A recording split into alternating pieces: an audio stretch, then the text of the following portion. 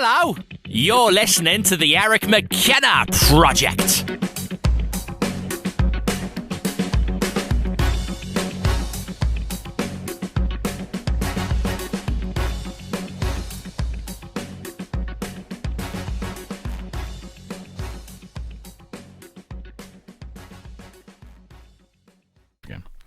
I had a bad time with this.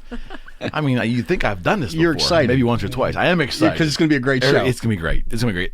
Last time we were here, you, James, touched on an abduction that was very famous. We never got to it. And then Fred just reminded me of it. And the name of the woman was... Linda Napolitano. That's it. Excellent. That's a good one. I'm glad we can do that Yes, now. let's do it. So, for anybody listening or watching, the tension's palpable in this room. It's just a sweater. I'm hot. Right. So if you do want to check this out, you can search Linda Napolitano or Linda Cortile, because she changed her name somewhere in there, so it goes by both. And this was a pretty wild one, because normally, like, Julia, what would you think of for a setting for a classic alien abduction? I feel like I'm in Groundhog Day. Normally out in the sticks somewhere. Right, absolutely, right? Because I think there's this perception. Your turn. even with the high technology, that if abductions are actually real, extraterrestrials aren't going to pull this right in the middle of the city. Right. But this is one exception to that. So this happened in a Manhattan high-rise around 3 a.m. I think Miss Napolitano lived on like the 12th or 13th floor. And she was allegedly abducted right out of her apartment. And even though this is 3 a.m., this is New York City, so there's tons of eyewitnesses to it. People at the time assumed that a science fiction movie was actually being shot there. They couldn't believe it. That's so crazy. And so the abduction account itself is more like your standard issue abduction. But here's the wild twist to this one. This was witnessed by a very important dignitary. His name was Javier Perez de Cuellar, and he was very high up in the United Nations. And at the time, he is actually with a security detail. I think he's headed to one of the airports in New York City. The car stalls out, and he and his security guard sit there dumbfounded watching this happen. So some people think that this was almost like a political abduction. Like whoever did it intentionally did it because they wanted this high-ranking official to actually see it happening. Wait, set the scene for me, because this Sure. is something I'm not super familiar with. So we're like talking, the dignitary is down on the ground in a car. He is in a car with his security and detail. He's looking up. Yes. And he's seeing this woman, come out of her building, like Yes. beam me up Scotty kind of situation, or what? That exact situation. Basically seeing her beamed out on a beam of light. And some accounts differ. Some say that they actually saw her pulled out with two beings right beside her, but definitely taken right out in a beam of light. I am not familiar with this one at all, so this is already blowing In New my York mind. City. In New York City. And there's a wild twist to this one. After she is returned, Miss Napolitano is obviously struggling with this. A day or two later, she gets re-abducted by Perez de Cuellar's security detail. Oh my God, So- this poor woman's got like post-traumatic stress syndrome now. So the Sounds like one of your prior divorces, Fred. So the two security guards that witness this are understandably struggling with it. Right. So they abduct her, and they basically try to force her to admit that this was a hoax and she staged the whole thing, to which she adamantly says, "No, I have no idea what you're talking about. What do you think I would do here to try to stage this thing?" So this poor lady was allegedly abducted, first by extraterrestrials, then 2 days later by this man's security detail. And so I think it was researcher Bud Hopkins, who's very famous with abduction lore. He was actually able to contact Perez de Cuellar, and he basically told him off the record, "Hey, yeah, I did see it, but there's no way that I can go public with this." So that remains a pretty famous, credible one. Now, did she know she was abducted, or did she find out when these two guys came and told her, "Hey, look, you're floating"? And she's like, "Oh, that's a good question." So what was her account of this? Like, what was her experience? I don't think that she had missing time. I think she at least remembered the start and end of the abduction enough that she knew something went down that night. But yeah, that would be a great twist. She's never gone on record and say what happened while she was gone? I think from what I recall, it was either she remembered it or she had regression hypnosis. It was basically your standard gray extraterrestrial abduction taken into your standard standard issue. Such pranksters. Silly. Basically taken into a brightly lit room where you can't see the source of the lighting. Biological samples are taken, very impersonal, and then basically returned back out. Catch and release. Exactly. That's Oh what my it is, man. God. What do you think? Do you think fish feel that? You know what I mean? As soon as you said that, that's exactly what I thought. If you catch a Yeah. fish and you're taking out and you're like, oh, a small fish, I want to put it back. Do you think he goes back and tells his fish friends, man, you're not going to believe it? Yes. That's exactly Yes. what it is. Yeah. Yeah, it's exactly like. Well, oh, go ahead. No, I'm just gonna say like I can't even imagine like likening it to anything else that'd be more accurate. That's exactly because it's probably something that they never had happen. It's a really astute analogy. Well, I mean, but Don't tell him that. Please don't tell him that. Come on. but that's He's right. But that's what it would be. That's Right. what be likened to. Fish out of You're going water. into another Dimension. if you will, because Yep. it's a where these people go off to space or into a spaceship. It's Every like time I'm in another dimension, I always feel like a fish out of water. but I mean, it's probably comparable. Yeah, that's close. The analogy I've heard is a bear basically being tranquilized by the game commission to either tag it or study it, and they're not out there to hurt the bear. They know it's for the bear's own good, but the bear has no idea what's going on. Yeah, man. It basically has no recollection of that entire time period because Right. it's been tranquilized. So. Right. Wow. I started watching I something like on Netflix That's last pretty night, good. and it was another one that happened in the 80s because I know we were talking about how there was this like big upsurge in the 80s after the nuclear war and all that stuff.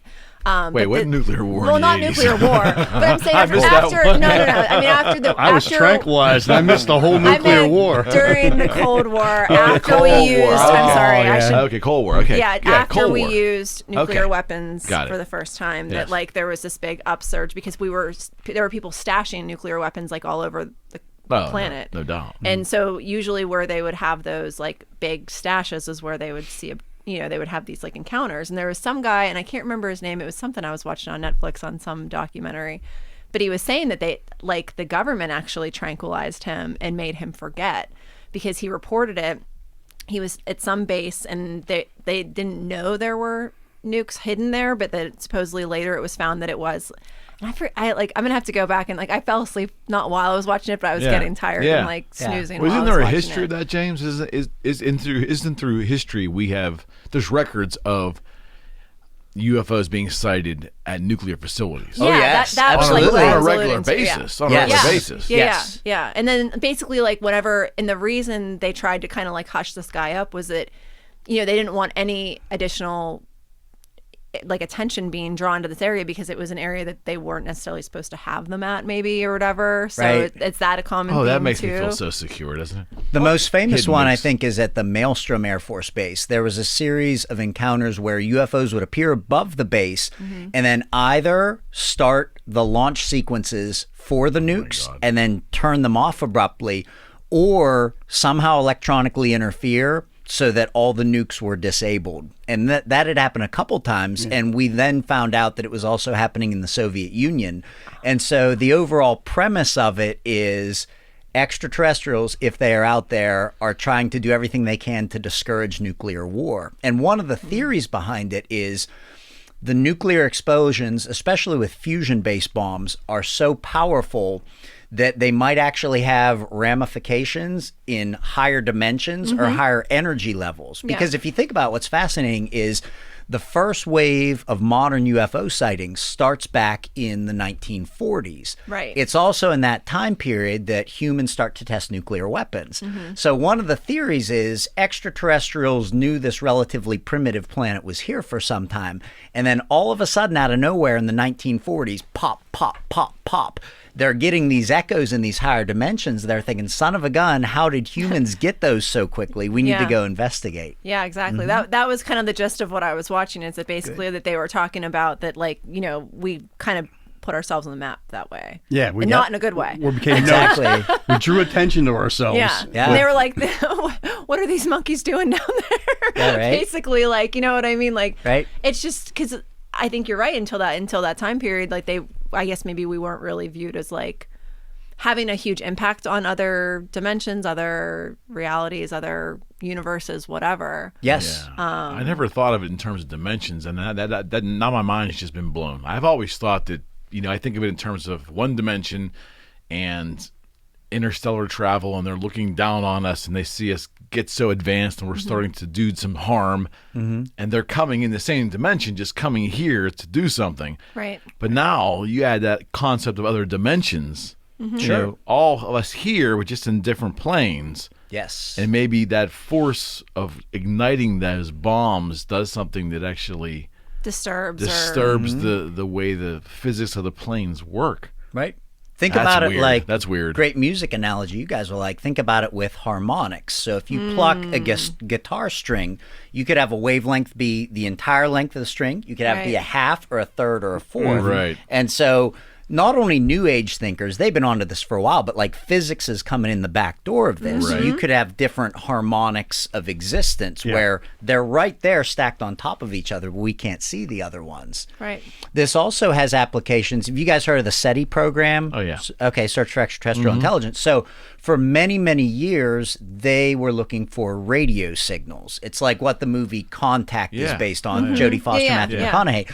But they have since started to transition to what they call optical SETI, because they think if civilizations are advanced enough, they may have already moved well past radio waves, and they're looking for laser bursts.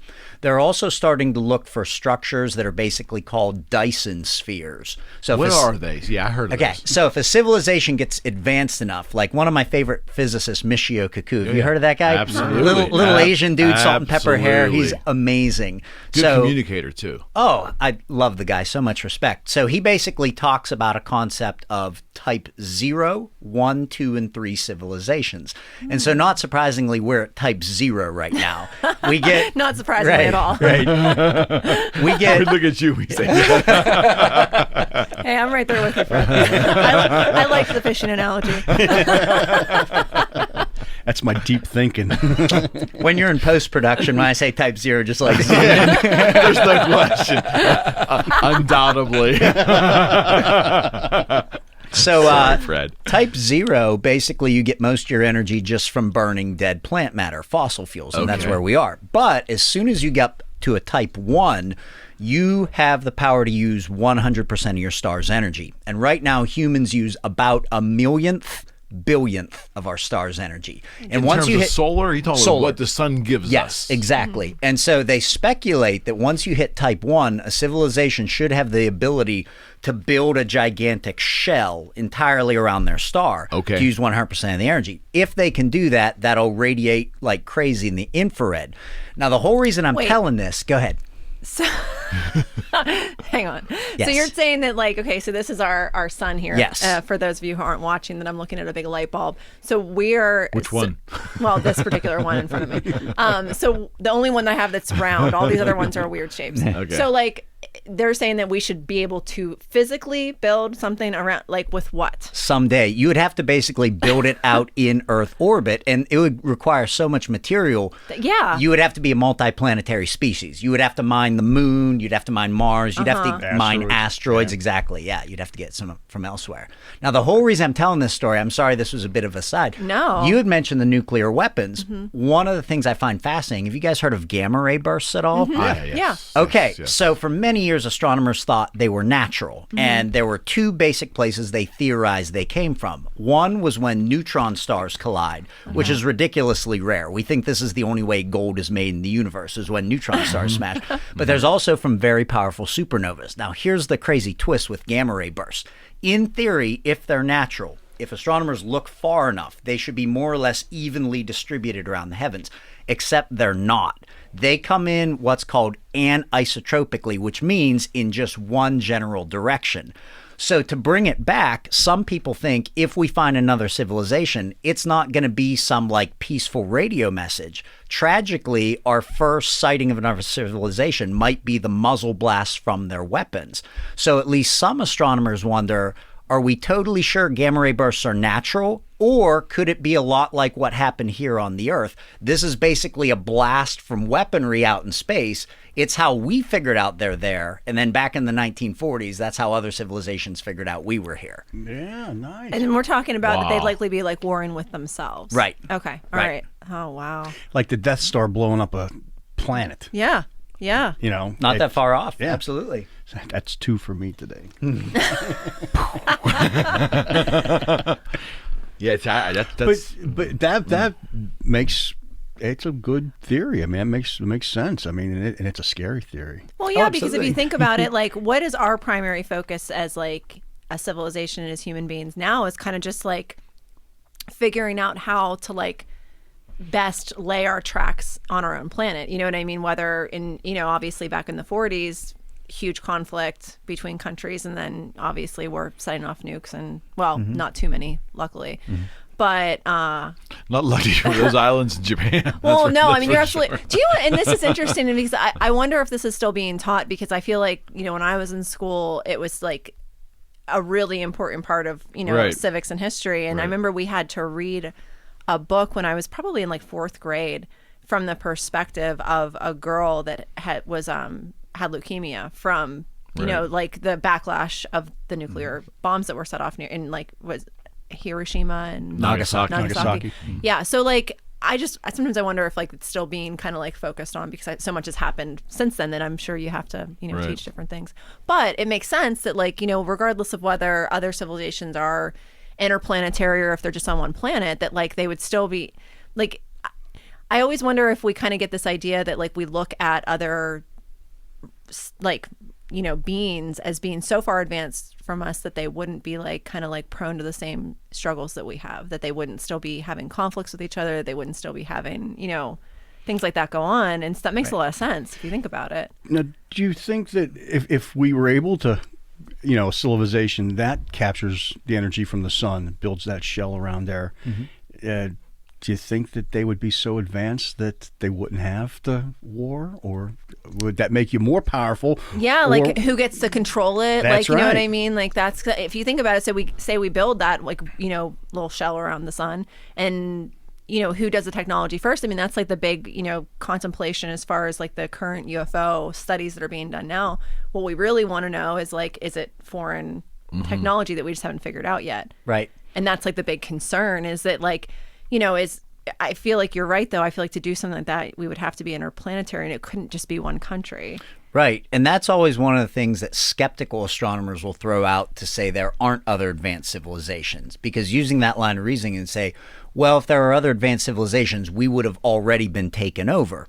But I say you have to hope that once you get to a certain level of evolution, not just technology-wise, but spirituality-wise, like you don't have that instinct to go just take That's what I over. was Because going for. they always try to use the analogy of, well, when Columbus came here, it didn't go so well for the Native Americans. But you have to hope once you get to a certain level, you want to try to bring other civilizations up with you. And that's one of the positive takes on aliens here. Some people see, or some other civilizations, they think, see the level we're at now. We have great potential and beauty, but also great danger. Like, I get this idea in my head, if you could actually keep a civilization scorecard and you would have like spirituality, morality, technology, like I feel like we're considered dangerous because the technology bar is sky high. Like, I don't feel like we should have nuclear weapons yet, but the morality and spirituality bars are way, way low. So that's a dangerous mix. So some think that's why there's somewhat of like a quarantine zone around the Earth,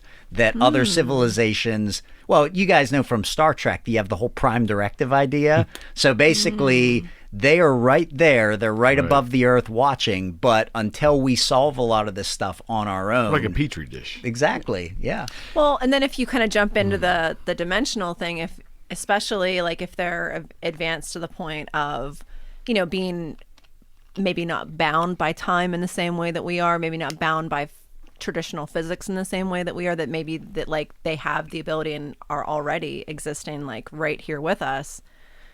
Whether, I don't know. What about the concept that we are trying to rationalize what might be out there in terms of our own basic understanding? Meaning, we view a consciousness, our consciousness of our reality and how we maneuver that and deal with it. What if a civilization that's been around a couple billion years, as we know time, doesn't have consciousness? It's just they just exist, and they do things for reasons that we could never understand, that are so far beyond us, and they're not rational in terms of their decision making. It could be some completely different type of consciousness that doesn't even relate to what we deal with. Does that make any sense? And I think that dives into kind of like what we had touched on last time too, about I forget the word, the collective consciousness, the with an A. Oh, you know exactly what I'm talking about. The Akashic Records. Yes. Okay.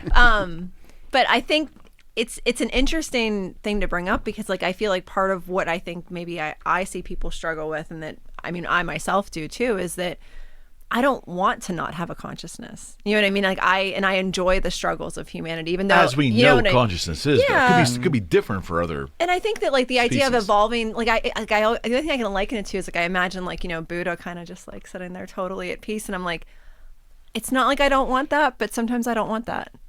Right. You know what I mean? Like what makes us human is our struggle and our, you know.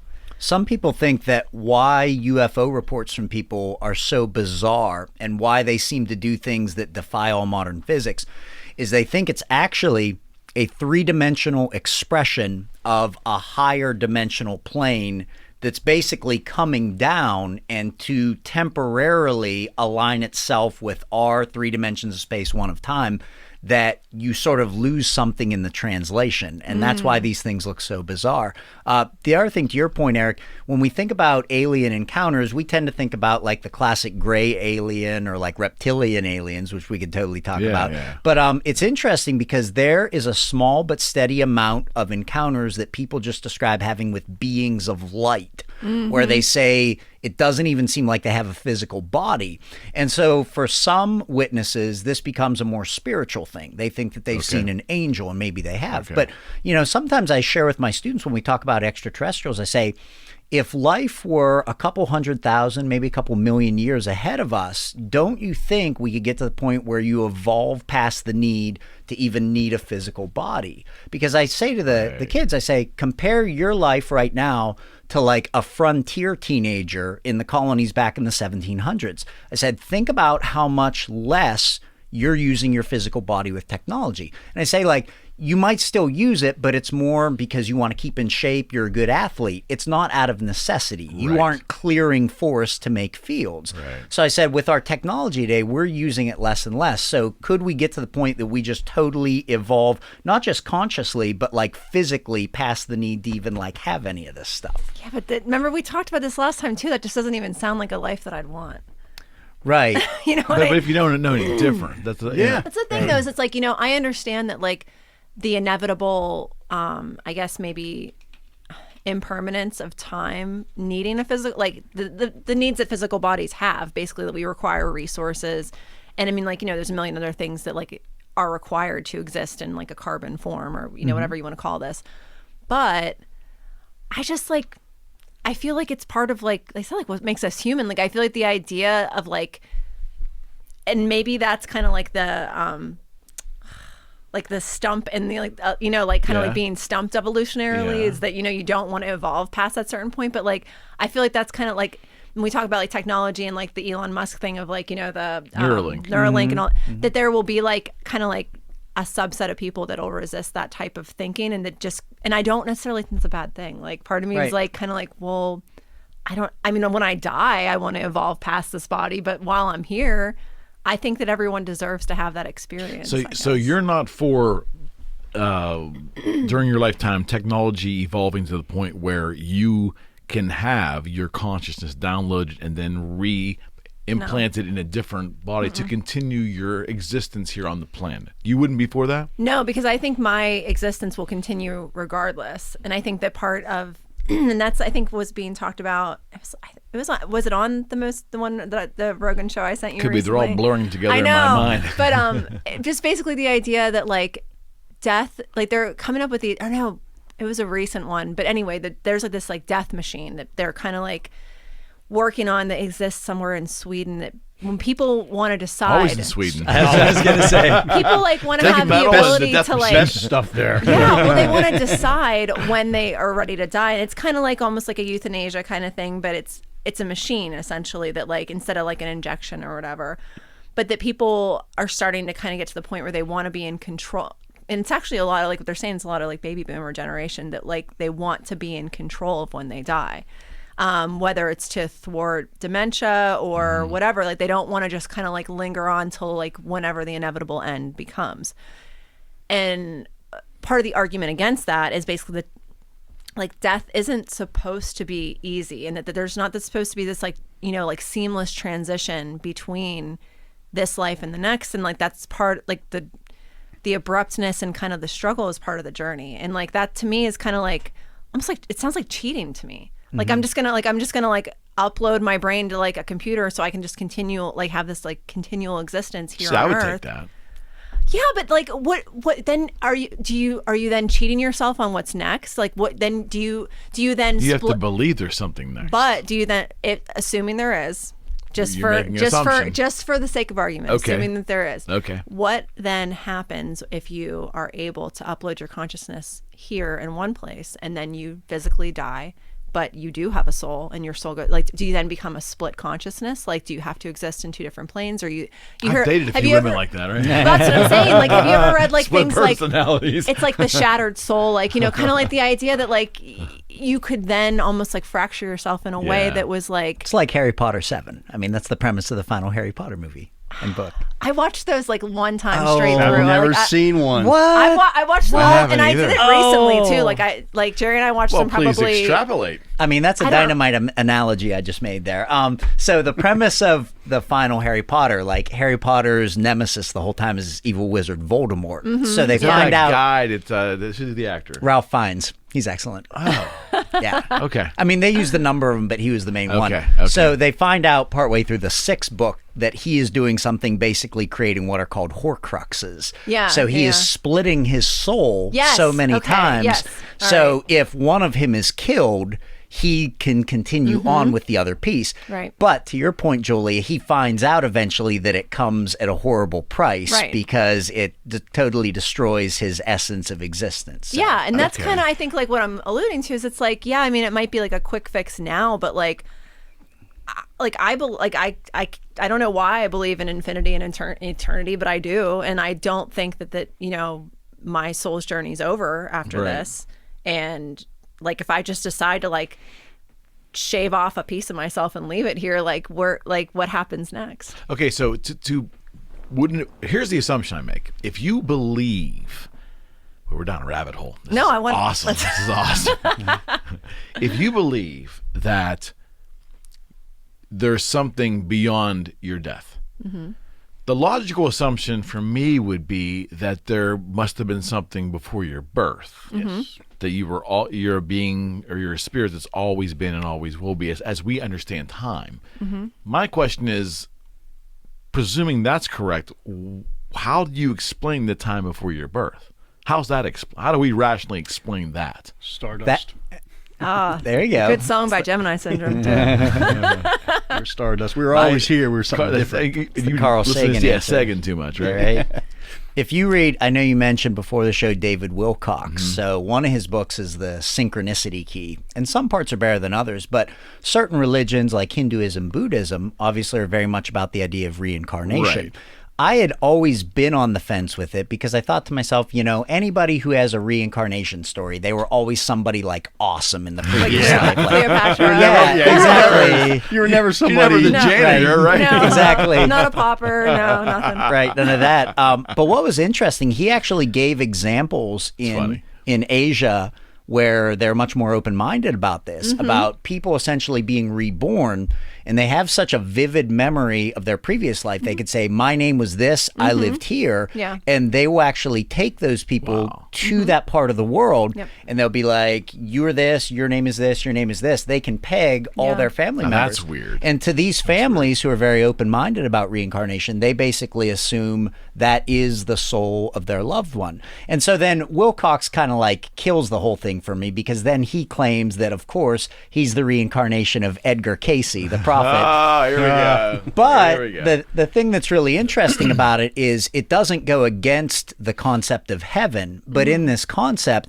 it's a little different than Christianity, where it's not like the be-all, end-all. It's basically like a Club Med. Like, you temporarily go there for your life review, you get some R&R, you see what your soul did well and really needs to work with, and then you basically either go up a level or you're basically put right back down here to start the whole cycle again and It's a try to little get bit like better. Scientology, a little bit. The premise of Scientology. I mean, I feel like that idea kind of like pops up in a lot of religions. So just the idea that your soul's journey, that essentially that like Christians have purgatory, right? What James yeah. said is something that I've always felt on my own. That's just how I always thought. I'm going to learn my lessons. I'm going to see what I did right, see what I did wrong, and if I did bad, I'm going to have to come back and do it again. It's a test. It's you got to keep. Boy, that's a long test. Keep man. doing it until you get it right. But that's different religions. Like I said, like James was saying, I've actually it interests me, those kinds of things, and you can find it. And like we were saying, everybody wants to come back is like, I was Cleopatra, I was no, you were a janitor, man. Yeah, right, exactly. But I like there was an example of a young boy who was interested in airplanes. Do you guys know this one? Yes, that's a good one. That's amazing. So this kid's interested in World War II planes and stuff like that, and he was a modern kid, and he tells his parents, all about Corsairs and stuff like that, because I loved Corsairs when I was a kid, and he's Avengers, and he tells his parents that he's drawing pictures or whatever, and he tells them that he crash landed at this battle, and they're like, oh, that's terrible. What's up with my kid? But they go on, they take him to therapy or whatever, and they find out that there was only one pilot shot down in this battle, and he knew it was his name James or something like that. But he was, the pilot that died's name was James, for lack of a better name. I believe that was the name. hey, it's a good name. And I believe he crash landed, but he could tell him all the details of his thing, and he went back and found people in his squadron, and he knew those people, and he could show them exactly where he crash landed. I believe he drew a picture of where it was, and but he knew everything about that. How could that be a coincidence? I mean, that's Exactly. Well, yeah, that's exactly. two. There's two. Did you guys see the movie with Robin Williams? What's the one? Do you know what I'm talking about? Dreams May Come. Yes. So if you want to talk about Christianity, I mean, that kind of takes more of a Christian spin on it. But just the idea that like, you can have a choice, maybe, you know what I mean? Like you might get to like go back and, because like, they're in love and they want to find each other again. It's all nice and stuff. But I mean, I feel like to not see it that way, like to not see that there could be a continual and that maybe there's choice. Then you don't have hope.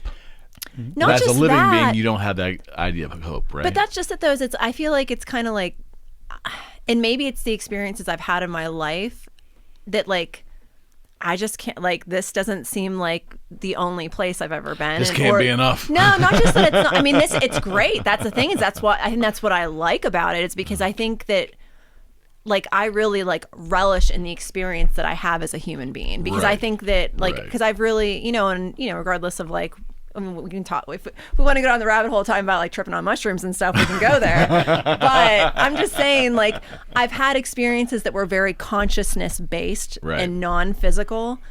And by comparison, I mean, like, this is awesome. Like getting to Right. exist in this life, in this body, in this time, in this moment, in history and everything. If you're wise enough to recognize it. Sure. So check this out. So we've got these bodies. Now, if you take your computer and you've got the time machine on your computer now, all right, I'm going to wrap this all in what we're talking about. Okay. And you save all the info on your computer, like what they're doing with your little brain thing, Elon Musk. and so on. Neuralink. What if that's the key to time travel? You save what you got, you're in an organic body, and your organic body lasts so long as you travel through the vastness of space, and your body dies. So what they do is they make another little body, take all your info, plug it in a new one, and now you've got... What's wrong with that? It's just like your that's computer. great. That's what I was trying to Your get at. computer crashes, but you have all the information and you put it into a better computer or a newer computer with the same terabytes, and you can continue on. I'm glad you brought that up, because that is one of the ideas about why humans are where they are compared to everybody else. So stick with the prison colony analogy. Like, we're basically a form of Australia for the cosmos. Always pick on us Australians, don't we? But they said that one of the downfalls of humans compared to other civilizations is we don't essentially have a knowledge of previous lives and experiences. So while they can build on those things, like Fred alluded to, we basically are always going Starting through, over. Yep, starting over. And then the only other thing I want to say, because you brought it up twice, Julia, you said, I don't know if I'd want to be higher than this. Like, I don't want to give this up. I still want to feel emotions. I want to experience this. It's interesting you said that, because that's one of the story arcs through Homer's Iliad and Odyssey, because you've got these gods out there infinitely powerful, Right. but And all they want to do is come here. right, they're just envious that Right. we can still experience death and experience these things, and they can't. But Well, and that's kind of, I think, maybe that is the realization that you come to, and maybe through that realization you decide that you want to upload into a computer and stay here. But I don't really look at it that way either, because I kind of think that one of the things that makes it special is that knowing that it's finite, like knowing that it's going to end, like knowing that like this experience that I have now in this moment is going to be different than the experience I have next week, next month, next year. And like, if I'm not putting myself in a position where I constantly give myself reminders to like appreciate it, that like I'm missing the whole point. You know what I mean? And I didn't know that. Like there was a time in my life that wasn't the way I thought. Like that I was Right. just kind of like, It's called youth. yeah, exactly. I know, and it's fleeting, and that's a beautiful It thing about sure it too, is. is that you Right. don't Sure know, is. and like I think that's part of what makes it that part of your life special too, is that like maybe you get like glimpses throughout that time period, but you don't really. That's not what you're focused on, because you're just experiencing it, and then Right. later you get to reflect on it maybe. Right. But going back to the computer thing, though, because this takes us around full circle to that 13 Skulls topic we Yes. were talking about. Yes. So I was watching something about that last night, and they were talking about one of the things that makes those skulls special is that they're made of quartz, and that's actually what is used in computers to store information. And I never knew that. I didn't know that was. Well, let's talk about the that. material that they use to like make to like store yeah, information on silica. computers? I mean, it's not rare. It's the most common element on Earth's surface. But you're right. Is that it is what quartz, they though? use. Like, is that Yeah, essentially- silica makes up quartz. Oh, well, I had no see, and I don't know as much about like geology, I guess, Right. but so I had no idea. So like they Right. were saying that those skulls were like actually like meant to be these like kind of like little hubs of information. Like Some of them are. Okay, Uh-huh. all right. Yeah. Okay, Oh, let's so- go there. Let's go there. Because I was exposed because Aykroyd was on Rogan. Yeah. And I was expecting something completely different. Not that Aykroyd doesn't have some amazing stories about Yes, like he the does. limo pulling up and then the black guy, all dressed Men in Black. Black standing there and then turning around, the limo was disappeared and all kinds. He thought he was being hunted and things. Yeah. That's the kind of stuff I thought he would do. 'Cause Yeah. didn't he have a documentary done about 8 or 9 years ago on UFOs? Just him. He's had a number of them. I have Okay. a book from him. He hosted a show called Files from the Edge. Okay. No. That was Philip Imbrogno. What was his show called? Darn it. I have the It's book. okay. It's okay. Yeah. So I've seen some of that stuff, but then he's on Rogan cutting a lemon or cutting an orange. Yeah, because he makes vodka. The entire time. Yeah, he was slicing oranges the entire time. He starts going down this rabbit hole about crystal skulls and stuff. And I'm like, wait, time So he out. based this whole What? vodka branding around the crystal skulls. Oh, that's cool. Yeah, Okay. so like Yeah. Dan Aykroyd has like a vodka now. That's Yeah. like his new business. Yeah. But the whole branding is around the crystal skulls. no way. Yeah, so Little like if skull you bottle. let's say if you buy one, it comes in like a crystal. Yeah, skull or and he said something. it was really weird. And I'm not you would probably be better to speak on this, but no, I'm just saying. It's not a judgment call or No. anything. They distill this vodka, and one of the things they distill it with is they pour the last diamond. process over some kind of diamonds that actually. The diamonds turn yellow, like get a yellow film on they're it, acting which, like a filter. which goes against the physics. That they've had scientists in there trying to explain why this is happening, and there's no real rational explanation for it. They can't understand it. So, of course, that mysticism goes along with the whole story. Right. So, what is the deal? Because I correct me if I'm wrong, didn't Ancient Aliens early on do an episode or two on the skulls? They did. So there's been a number of them. Some have been proven hoaxes, but probably the most credible one is called the Mitchell Hedges skull, which was allegedly found by a British explorer named Mitchell Hedges when he was down in South America. And the engineering of this skull is absolutely ridiculous. It is made of one solid piece of crystal, quartz crystal. There's two pieces to it. You've got the skull itself, then you've got the mandible, the jawbone, and it is perfectly balanced. So the skull can sit on the jawbone. You can just tap it and it'll rock back and forth. But what's really spectacular about the skull is the way that it's cut.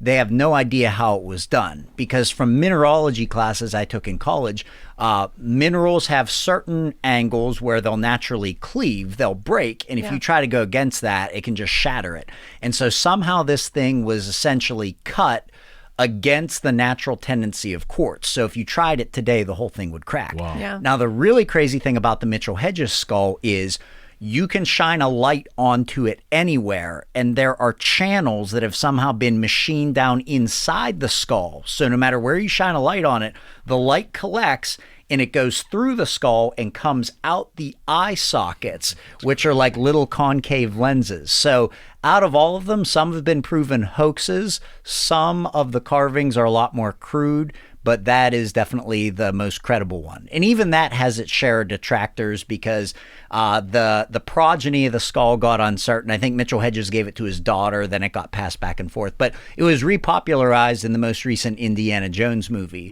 which was the weakest of the four. But in the movie, the premise, spoiler alert, was that the skulls were actually the real skulls of extraterrestrials. Yeah, and then yeah, when yeah. they reunited them all, then crazy things went down. Well, and so the original theory was basically that they were like from the Aztecs or something, like that was they thought they were like, ancient artifacts, and then they were finding that they were carved from, tools that they wouldn't have had back then, or essentially. And then it started to be speculated that they were, left here by aliens, and apparently that's been debunked now too. But according to Dan Aykroyd, he doesn't think that they've been debunked. So well, that one you described sounds incredibly complex. Yeah. And It is. where's the one that's in the Smithsonian? Is that the Mitchell skull? That's a great question. I should have read up more on that. Yeah, me either. Yeah. I didn't either. So the one's in the Smithsonian. One of them is, but that's the one. Whatever one's in the Smithsonian is the one that they have, like, wherever they were saying it was from, they've proved that it wasn't, essentially. Okay. But I forget. Like, he had something that he was saying that it was basically like, it doesn't mean they're not special or something. Yeah, I don't know. It's something along the lines of. Well, what's the symbolism? What are they saying the symbolism of the skull is, or what's the backstory? I don't think Indiana Jones was entirely wrong on the plot point. Like, there were legends that once you reunited them all, that something would happen. But it's really tough to know which ones are legit and which ones aren't. The engineering behind the Mitchell Hedges skull is incredible, though, because I read if they didn't actually cut it, if they just gradually wore the quartz away by polishing it, they would have literally had to work on this thing for like a couple hundred years straight, just every day. And there's no tool marks anywhere on the thing. So. Well, and they're saying essentially that, like, spiritually, what they're saying is that, like, they were like kind of like a way to pass down ancestry, essentially. That they were like almost like a symbol of the collective consciousness of a certain people or like a certain culture or something. Okay. And that part is fascinating because, our storage ability through microprocessors is getting higher and higher and higher. But to what you said initially, Julia, I had also read that quartz crystals might end up being the most efficient way to store massive amounts of data. So I'm not totally sure about the science behind it, but computer engineers have even said that that's a definite possibility. So. And and they first started showing up, what was it, in like the 20s or the 40s? I think 20s or 30s, somewhere 20s or right in there. 30s, okay, Mitchell all Hedges right. found it. Yeah, okay. All right. So, just an interesting little sidebar there. Is it okay before we go to a next big topic? Can we mention one more alien abduction story? Of course. Absolutely nuts. You are our guest, my friend. We're on for the ride. Poor guy hasn't had a chance to. This is okay. Keep throwing different things. How about this? Have you folks heard of the Antonio Villas Boas abduction? I have. No. Oh, it's great. It's fantastic. So last time we were talking about the Betty and Barney Hill abduction, which is like the most famous one. So like early 1960s. Yes. This actually happens, I think, around 1956. And what's fascinating about this is in Brazil, and crazy stuff happens in Brazil. But news travels. He has some stories. He has some tour stories. I've heard some stories. On the beach, in fact. Okay. But so what's fascinating about this, news traveled so slowly back then, the United States didn't even hear about this case at the time of Betty and Barney Hill. And they're very, very similar. So Antonio Villas Boas was a young man. He was a teenager, and he was farming late one night on his family's farm. He was on his tractor, and he saw this bright white light coming down that turned red, and then it landed in the field in front of him. And he's all by himself here. It's the middle of the night. And as soon as it lands, his tractor's engine starts to sputter out, and it just stalls. He sees two beings come out of the ship in what look like silver one-piece flight suits. So he tries to run the other direction. He tries to run away, and he's quickly overcome, and he's drug onto this ship. And so his account on board is absolutely fascinating, a little bit racy too. So he says that In Brazil? So he claimed he has no missing time with this. He has a constant conscious recollection the whole time. He's stripped down, and he said he was sent through what seemed like an antiseptic smelling liquid, which he took to mean he was basically being killed, or germs were being killed on his body, sterilized. And so he's put into this room, standard room that you hear about in these accounts. It's lit from somewhere that he can't see. And then into the room walks from the other side a female extraterrestrial. And he said that she had striking red hair, cat-like features. She looked human, though, and she was also completely naked. So he then claimed that passion just suddenly overcame him, and so he gets into this interstellar tryst. Yeah. Yes. I like where this is going. This is what I'm talking about. This is the kind of stuff I don't want to give up. So he has this encounter with this female extraterrestrial, and he said during the act, she made barking sounds and bit at his chin, which would have killed the moment for me, but Villas-Boas saw through it. Everyone's in a different thing. She's on the rocks. And so afterwards, he said before she departed the room, she looked at him, rubbed her belly, and pointed up, which basically he took to mean that I will raise our star child up there in the cosmos. So he then said he was given his clothes and basically escorted off the ship. And so he recalled being furious about this because he said he basically felt like he was used like a good stud horse and then released. But what's fascinating about kind it... of catch and release. He volunteers. But people said, like, come on, this guy was just like a peasant farmer. There's no way this is true. This dude's making up. What's interesting, though, is the fact that he was on a tractor. Because in Brazil at the time, most farmers were in extreme poverty. They didn't have anything like that. So him being on a tractor, his family was very well-to-do, well-respected farmers. Villas-Boas stuck to his story his whole life, grows up, becomes a well-respected lawyer, marries an Earth woman, has multiple children to her, and stays to this story till his dying day. And what's fascinating is it was a good 6 or 7 years before Betty and Barney Hill's very similar story here in New Hampshire. Right. It's a pretty famous one. Oh, I'm gonna have to look that one up. I'm gonna have to look that up. Well, and that kind of like harkens back to what you were talking about, how like, when we were talking about reproduction on the last one, that maybe, if they've evolved past the need to reproduce the way that we do, but then like they decide that they maybe like want to go back to the old ways, or like that maybe what they're doing isn't working as well. Because if you think about it, I mean, I don't know, I kind of feel like it was designed a certain way for a certain reason. And if you take all of the, process of like, just creating humans and decide to like do it all in a lab, that maybe the results might not be sustainable. I mean, who knows? I don't know. Right? Yeah, exactly. Or that maybe you might have some like weird kind of like deficiencies or...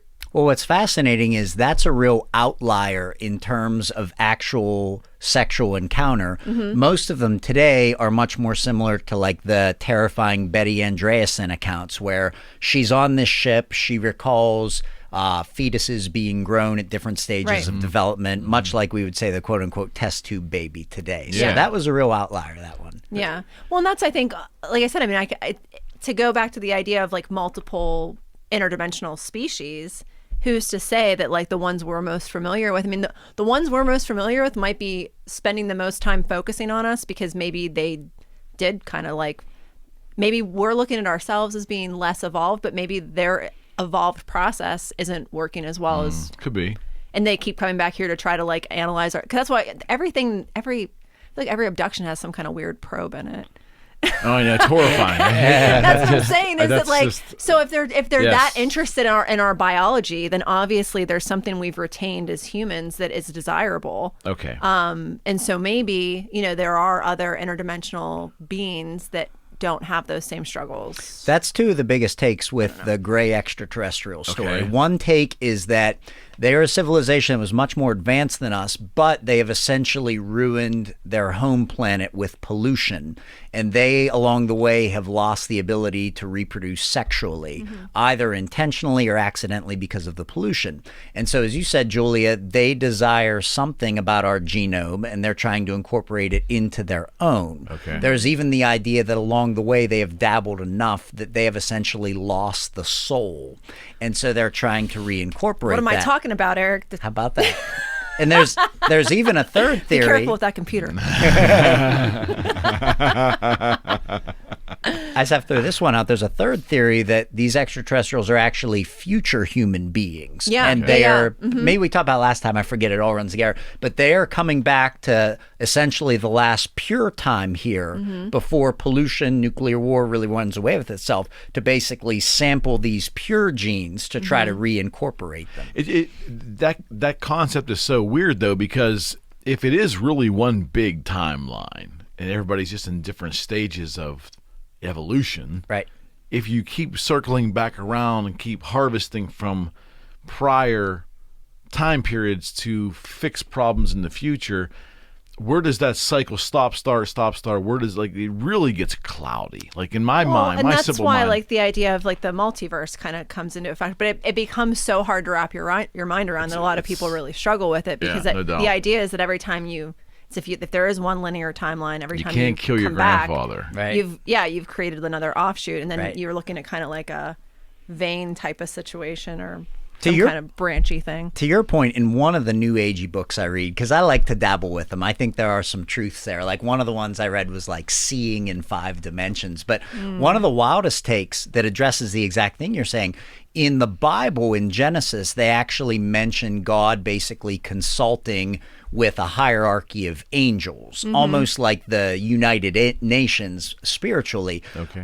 People who have remote viewed these things, a common theme is they repeatedly see this, and it's basically right out of like a Star Wars movie. You essentially have civilizations from all over the Milky Way in a governing body. But here's the neat twist.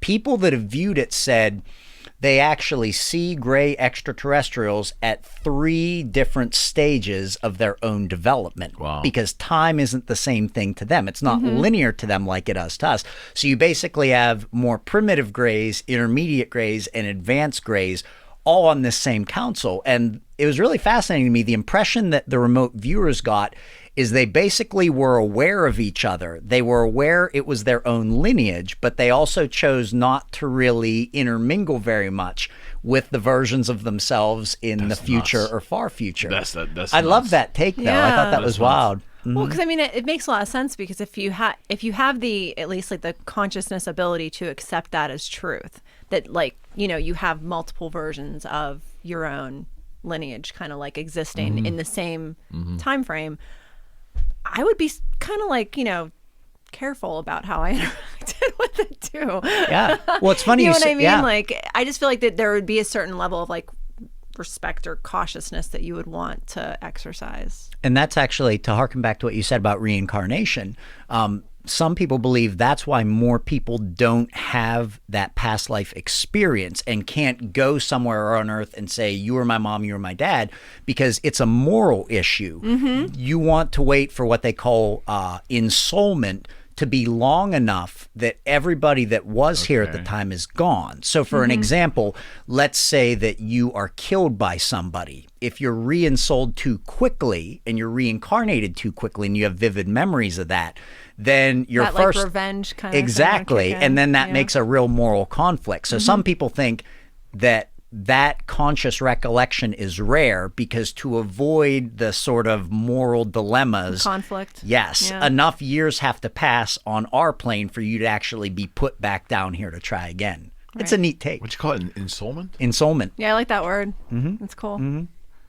Ensoulment. Ensoulment. Yeah. Because a lot of young kids, I'm going to say 3 and under, it's fascinating to me. Really young kids have vivid memories of actually being in heaven before they're actually born here. But then as they get older and older, those memories fade. Because a lot of kids, as soon as I they never learn heard to that. talk, they will tell their parents all about that. And I think to what you guys were saying earlier, the parents just think, oh my gosh, my kid's crazy. They have an overactive imagination. But some people think that's legit.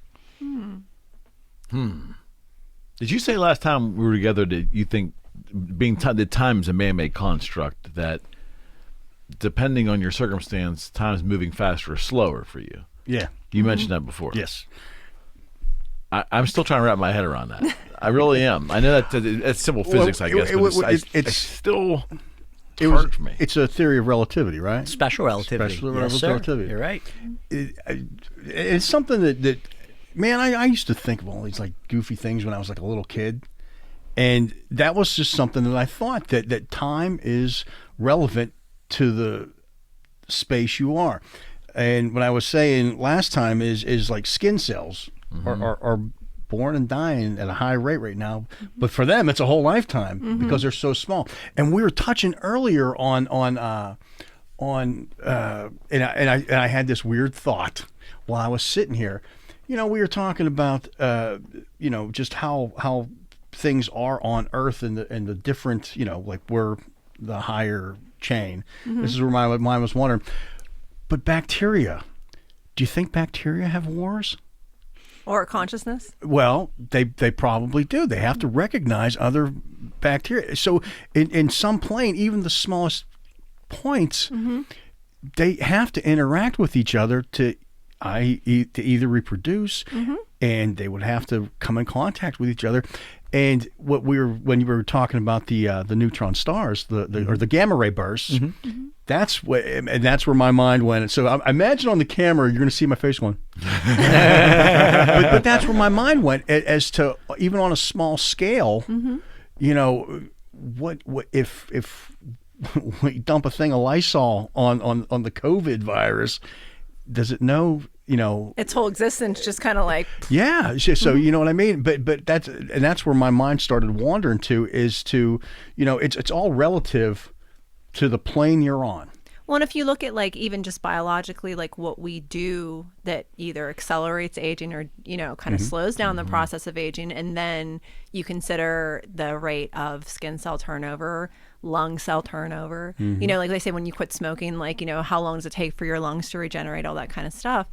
And within a certain, I forget what the time frame is, but within like a certain time frame, like all of the cells in your body, like basically regenerate. It's like 8 years. Yeah, I read that so too. it's like 8 years ago. I didn't know that. Yeah, so the person I was 8 years ago physically It's gone. I'm a whole different person. So like, we use it like metaphorically, like, oh my gosh, I'm a totally different person than I was 10 years ago. This is a record of what. There you go. Most people can't do that. Seriously, most people can't. I can't do it. I bleach my hair too much. I gotta cut it off. But like, it's an interesting thing to think about, is because I say, like, we kind of say it in this way of the sort of like nonchalant, like, oh yeah, I'm a totally different person.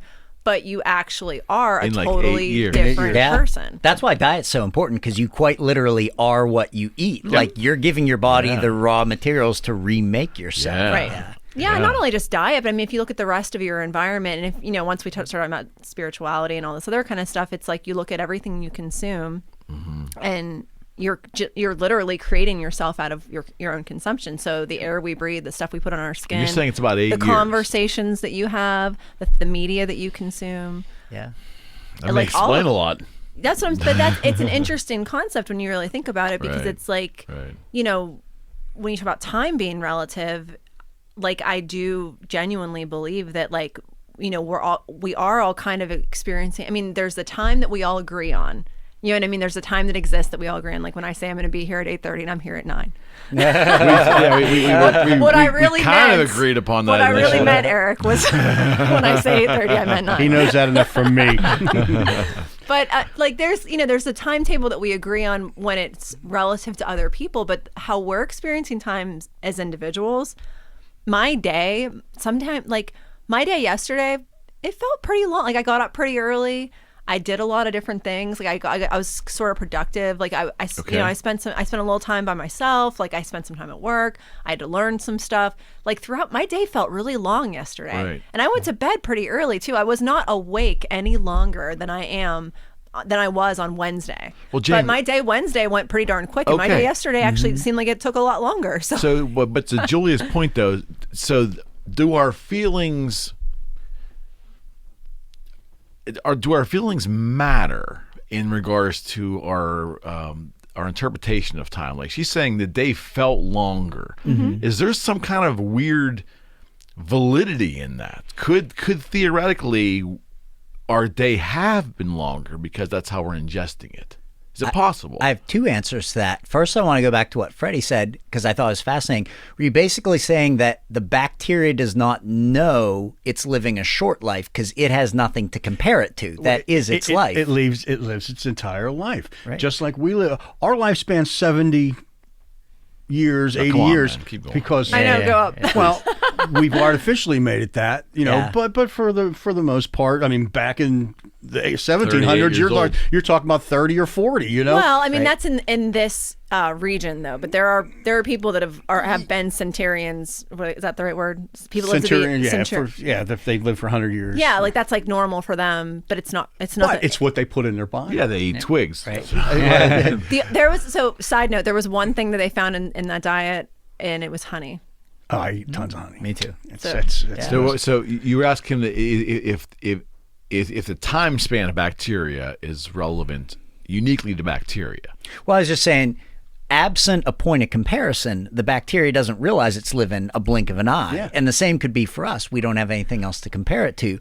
But the second thing I was going to say is from reading New Age books, the idea, and this gets back to what Julia was saying, is that you can mentally speed or slow time by focusing on it. And the premise, and I'm sort of on the fence with it, but the premise is basically days that feel long to us, days that feel shorter to us. It's not just a feeling. Like you actually have the ability to control that. We just aren't tapping into that power of our minds enough. So it's at least interesting because Einstein was able to prove that time is relative for everybody. And we tend to assume it's just related to velocity. Like the closer you get to the speed of light, the slower time goes. But I wouldn't be totally surprised if there isn't a mental approach to it too. But then that would mean if that's true, then how do we reconcile what time is then if it really can be interpreted and ingested differently by everybody? Exactly. Well, and That's weird. Even on my phone, I sort of keep a bunch of tabs open. There's a great article from Quartz. It's QZ.com, and the title is "This Physicist's Idea of Time Will Blow Your Mind." And I definitely a recommended read, but it's basically some physicists now think that time doesn't even really exist, at least not as we think. It's essentially a human construct so that we can make comparisons. Got it. Because I think we It's a talked measuring stick. Yeah, exactly. I think we talked last time, people that have these near-death experiences, a common theme is, I can't explain it, but I could see everything in the universe happening all at once. And, what's fascinating, I think a lot about heaven, too, is if you could actually travel at the speed of light, and Einstein says you can't, but if you could, time itself would actually stop. And so we tend to, most religions look at heaven like an eternity, like it just keeps going and going. But I think a reality could be if heaven, as we know it, is actually moving at the speed of light, it's just that time stops, it doesn't exist. And, Right. And look how many times in the Bible they say God is light. Like they straight up say that right in the Bible. So James, right turn. Okay. Maybe left turn. What is up with Dr. Stephen Greer? Yeah. Because his whole thing came on right around the time that Ancient Aliens became a thing. And he was in that Discovery Network era, a lot of specials, but he was behind the Disclosure Project, right? Yes, I would talk say about that. the Disclosure Project is one of the best efforts to date, ever since maybe the original Project Blue Book. And I don't even want to say that because Blue Book was almost derailed right from the start, but this was a genuine effort to get former military, pilots, educators together to basically gradually disclose to the public that we are not alone in the universe. And he has had 2, if not 3, meetings at the National Press Club in Washington, D.C., where you would have I think Paul Hellyer was the former Canadian Minister of Defense. You had Stanton Friedman. Basically, people going on the record saying, yes, UFOs are real. Some of them are extraterrestrial craft, and we are not alone. And I think the first one was lightly attended by the media, but then it never actually made the news. And so you've got these amazing conferences going on with people who were in the know, who did have high-level security clearances, sharing this stuff, and it just doesn't really get out there. And like a lot of people that get prominent in the UFO field, Greer also has his share of detractors then. So some UFO researchers now believe that he actually works for an intelligence agency. He is there to spread disinformation. So you get that angle now too. So he's a controversial figure. The movie Mirage Men, that was the movie I couldn't think of last time we were together. That was a disinformation movie that's out there. I read the book. Is that about Men in Black, Mirage Men? I thought that was about the men that were doing disinformation. Oh, I think you might be right. I think. Yeah, I think you're right. Yeah, and that kind of opened my mind. That's initially where I got the idea that maybe, Bob Lazar, there could be an angle there that maybe it is a ruse. Just maybe. I'm not saying it is. I'm leaning toward it's not, but that movie kind of, Mirage Men, kind of made me think a different way.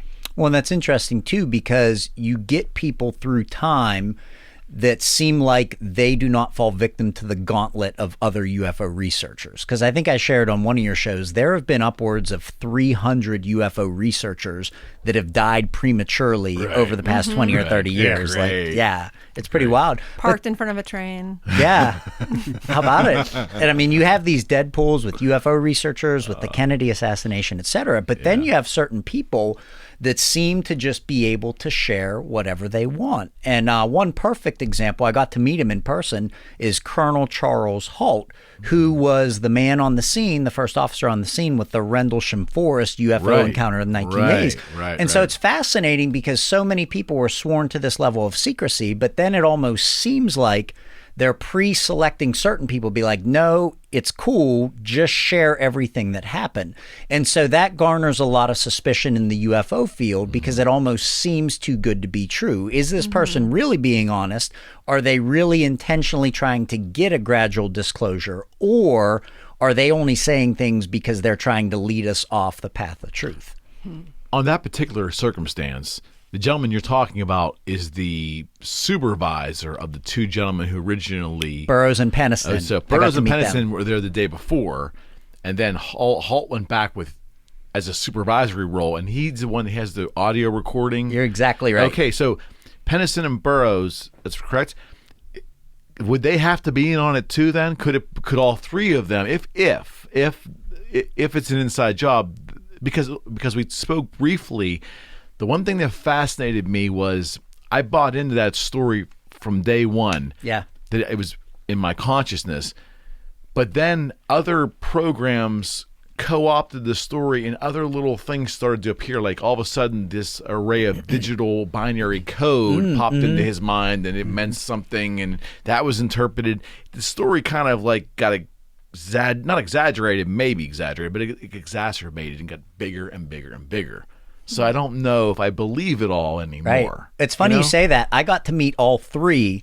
And so these are at different MUFON conferences. And I go with my good buddy Jay, who I do a podcast with. He's a field investigator. And the funny thing... tell the folks what your podcast is, too. Oh, it's Majestic Ears Only. So check it out on iTunes and Google Play. Yeah, it's solid. You can't get enough James here. There's plenty of James there. Plenty of James to go around. And so the funny thing is, Jay, like, he's a great sound guy now. He's kind of learned that for our podcast. But he didn't really have a lot of computer experience.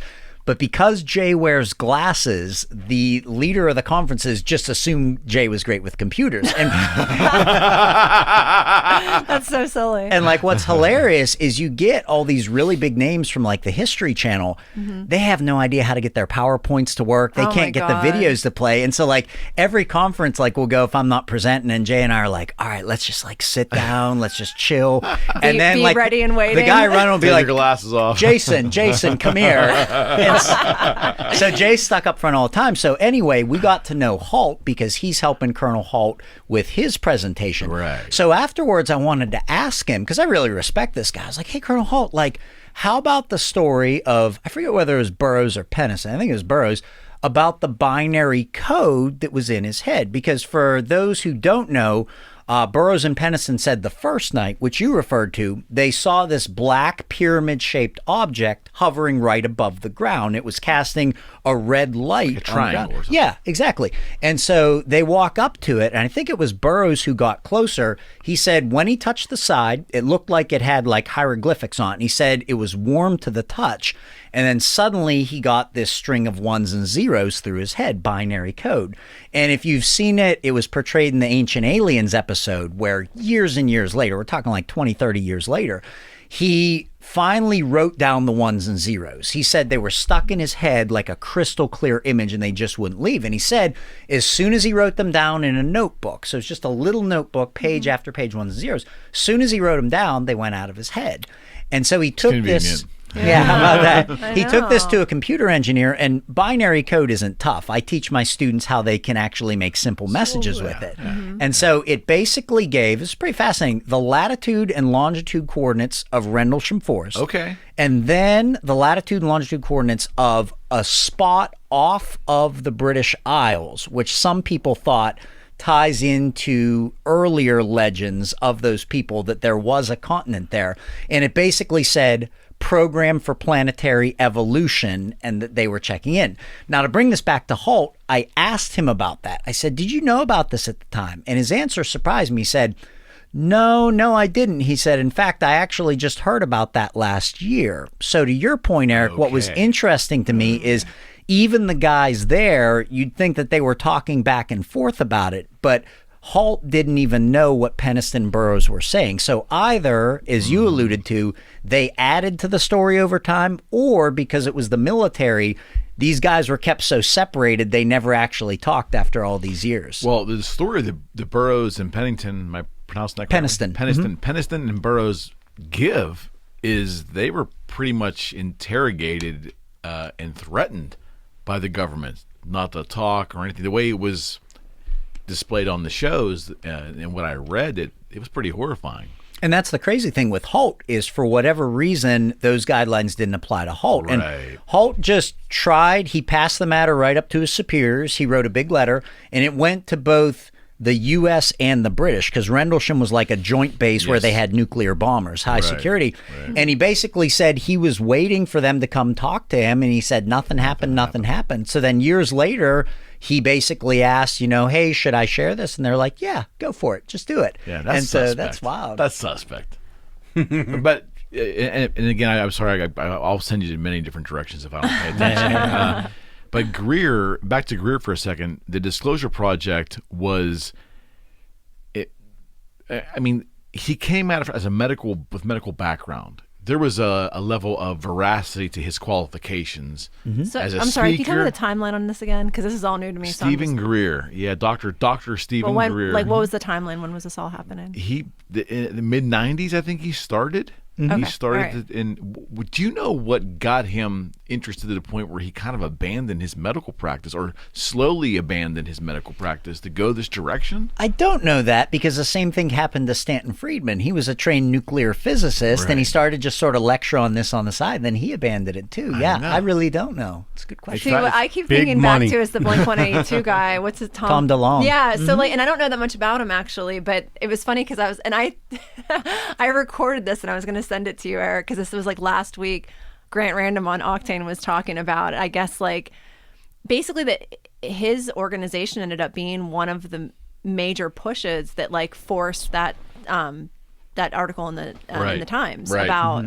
So can someone tell me? Fill me in on that a little bit. I'm still waiting for something to drop. That's what I mean. Yeah. Like, so what I know is just basically that he essentially left the band to pursue UFOs. And it's funny because in some of their earlier music, like on Enemy of the State, they have a track called Aliens Exist. So he's been into it for quite some time. Right. So he formed the To the Stars Academy. Okay, yeah, that's it. And so most ufologists now, I think, really stake their hopes and dreams on Tom DeLonge. Like, this is the guy that's actually going to do it. And his group was instrumental in getting out the U.S. Navy Tic Tac video. That's it, the Tic Tac, okay. The only problem, and I know this only because I read up on it, he has not managed that academy well. In no time at all, this is ridiculous. It went into like $36 million worth of debt. Never because, put a musician in right? charge. Yeah. Like She that. knows firsthand. No, I know because I've had to work with them selling tickets.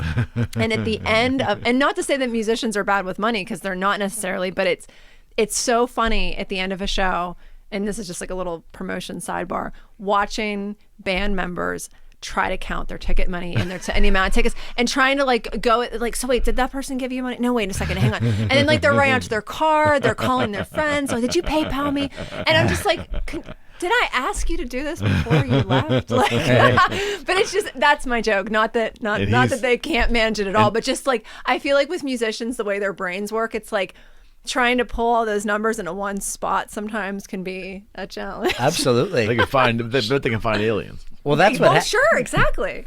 Well, that's what happened here. For whatever reason, for reasons I don't understand, he gave his investors stock options, which it's not a publicly traded company. I don't understand it, but Private stock options. yeah. So it plunged the company, the Academy, into millions of dollars of debt, and so everybody believes that Tom DeLonge is sincere. Like, you don't get the same allegations with him that you do with Stephen Greer. Like, maybe this guy's on the inside. But I also think if an organization is in that much debt, he is almost going to be somewhat beholden to people that are willing to give Certainly. him money to say this He's and this susceptible and this. to be influenced. Yes, absolutely. Yeah, but if you think about someone like that who chose to give up like that level of fame, and you know, because didn't he leave the band like at the height of their success, or like not maybe the very height, but they were still They're still relevant. That's what I mean. Like he basically was just like, no, I'm gonna go do this. Right. And I mean, he made a clean split. And I mean, he could have just lived comfortably for the rest of his life. Yeah. Plus, he had like 2 side bands. I mean, Yeah, he could have yeah. just done that. Yeah, but- that's what I mean. Like, yeah. it seems like if someone's that committed, for them to compromise like the cause seems like unlikely. Maybe. He kind of shit the bed though on the Rogan show. I thought I didn't see him I on thought the his Rogan show. Rogan interview was. I didn't see it, Yeah, no. Rogan. was he on Rogan it? had him 2 years ago, maybe a Okay, year I'll and a have half to ago. look. I only started listening to him probably like maybe 6 months to a year ago. Yeah, I remember getting through it all, and I don't think Joe was impressed. Yeah. I don't think the reviews afterwards were that great. Yeah. So that's kind Some of why I people just don't kind of translate well in dismissed that it. format, honestly. Like some people aren't the best at like communicating their ideas in that format. So Which is maybe- crazy to me. That should be the easiest format. You'd Long think form so. conversation, it would be the Yeah, easiest. but think about like the youth today. Like I feel like I try to have conversations with people sometimes. But and yeah, I'm but like, he's your age. He's not the youth. I mean, not that I'm you're not the old. youth. You're not the old, but I'm saying you're I'm in the- your 30s. You're not a young person Well, that's anymore. what I mean. Like I'm drawing an example on the Right. fact that like I like right now I'm seeing a collection of people that are not necessarily the best conversationalists. I don't think that everyone's a great conversationalist. It doesn't mean that they have bad ideas or that they're Well- not smart. Well, that might be a problem in general with people that decide to do UFOs seriously, is Yeah. that they might be technically like Stanton Friedman was unusual because he could communicate pretty well. Mm-hmm. He learned could. to be a better speaker, I think. Yes. He learned. I got to see him in person. I presented at a conference with him one time, and I was way more impressed with Stanton Friedman than he was with me. Did I share this story at all? You may have touched on the very first meeting you and I had. maybe. Okay, that's what I was Let's wondering. hear it. Let's hear it. All right, so I had a book that was autographed by him. It's a great book. It was by him and Kathleen Marden. Kathleen Marden was the niece of Betty and Barney Hill, who we had talked about. She's a decent speaker too. And the book was called Science Was Wrong. It's a phenomenal read. It's all Really? about, because the impression we get from scientists today is science is never wrong. We follow the scientific method. That's always going to get us the truth. But you can see in this book how many times in the past mainstream science has doubted major things like being able to fly in an airplane, vaccines. Like, they really have documented it well. So long story short, at an earlier conference, I bought this book, and because Friedman is the bigger name, like there's a sticker in the book where he signed it, and then Kathleen Marden would sign it in person. So now I had the chance to meet Stanton, and I really respect this guy. I had read his books, and so I brought the book back, and I just got in line with everybody else. And I bring it up to the front, and he opens it. He goes, I already signed it. I said, I understand that, Mr. Friedman, but I didn't have you sign it in person. I would love to get your autograph. He goes, so you want me to sign it again? I was like, He's like, what's the point of this shit? I was like, well, yeah, if you could, sir, that would be great. And he goes, And I said, just so you know, great. I'm presenting a little bit later. Like, I wasn't the headliner like him, but I was doing the first presentation. I said, I'm presenting on Apollo 20 if you want to check that out. And I gave him a little pin. I had made pins like with the Apollo 20 alleged mission logo. I gave it to him. He goes, and then he just hands the book back. Are you serious? Are you serious? Did he not sign it? Oh, he signed the Okay, all right, I book, was but he grunted. But then the funny thing was, like, I think at one time he was a phenomenal presenter. I saw him at the point a couple years before he passed where the first part was good, but then it was almost like if you're watching like a home movie with your grandpa or something like that. Like, he was just zipping through sides, being like, "Oh yeah, look at this guy. I knew this guy went." So he was. I saw him a little was bit over past it. his peak. Yeah. Yeah. Back in the war. Yeah, exactly. But Friedman to me was fascinating 15 years ago as a person who would late night would put on one of those shows. Like, here's a guy that's a nuclear physicist. Yes. He could go, and he was on Larry. I think he was on Larry King. If you go back and historically look at talk shows, Okay. he appeared with Larry King, and I'm trying to think who else. I have a favorite guy that's pretty, I think, well respected, and his name has escaped me, and I want you to help me get his name. He was in British intelligence. Nick Pope. I met him too. Nick Pope. Oh, geez. What's I'd like to what's meet your him. thoughts on Nick? Nick was so in person. Like, Okay. he's very good on shows. One thing you have to realize about shows, and I only know this from talking to another Brit named Nick, and that's Nick Redfern. Have you guys heard?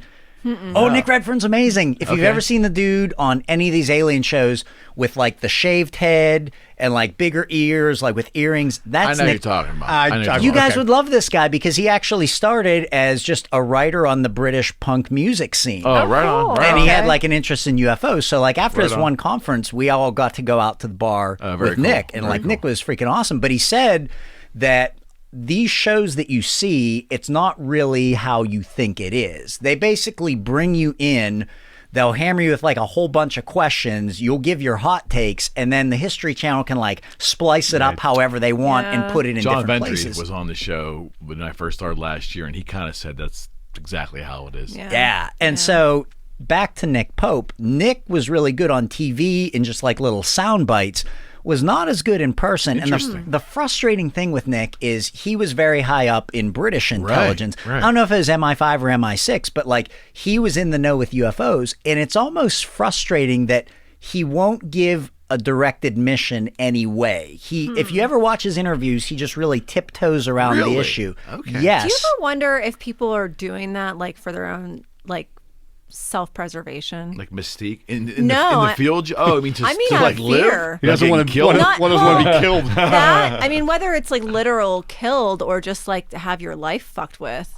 You know what I mean? I'm just being honest because it seems like, I mean, They're afraid. Yeah, like Sure. in any instance where there's like a kind of a body of information that you know there, because one of the shows I started to watch, it was like there's a Netflix documentary called Conspiracies or something like that, and they have all different ones.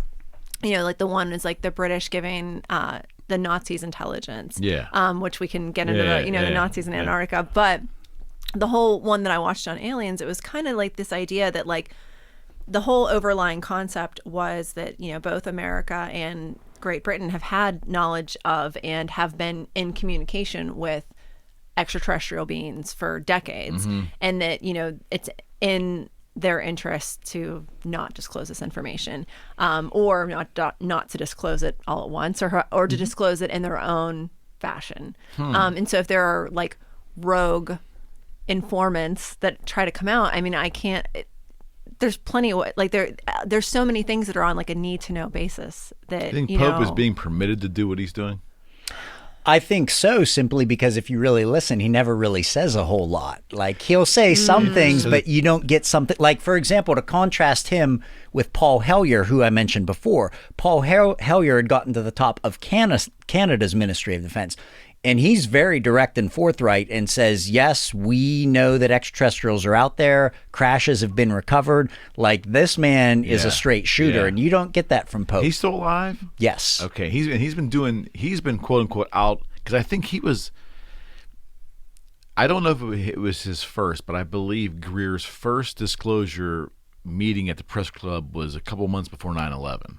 And I remember it didn't get the rollover effect because 9/11 hit, like a lot of, like your movie. Nothing. Two of them. Things didn't roll forward much in life at around 9/11, but that happened.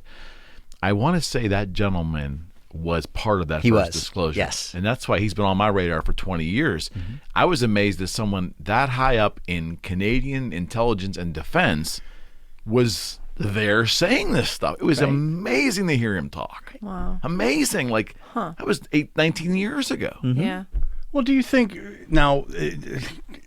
Isn't there like the big conspiracy thing that the aliens don't want us to talk about them, and that's why these governments don't do it? Isn't that why they say we didn't go back to the moon, because they really don't want us to talk about them? Is that correct? Well, that right round of thinking.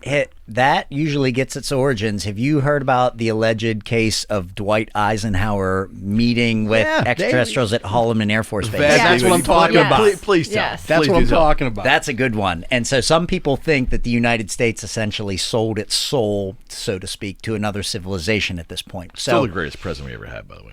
Well, Dwight let's D. see if you still feel that way after Okay. this story. Oh, He's my face. He's going to ruin it for me. He's going to ruin it for me. You got the Get same ready. hairdo. We do. So You do. I think this is 1951 or 1955. I could look, but just think early to mid 50s. So Ike is president, and every year during his presidency, he would take this hunting trip. He would take a vacation at the same time during office. And within a week or so after getting back from that, they suddenly announced that Eisenhower was going to take another vacation to Palm Springs, California, which was odd because he had just gotten back from vacation. So while he's vacationing in Palm Springs, they lose the president of the United States for 48 hours. So for 2 days, doesn't nobody happen. knows That where doesn't he happen. is. And so obviously in the mid 50s, the Secret Service isn't what it is today. But still, you can't But still, just they're lose freaking out. POTUS, right? So once he is finally found, the people around him put out a story that he had to have emergency dental work when he was on vacation, and that Ike is fine.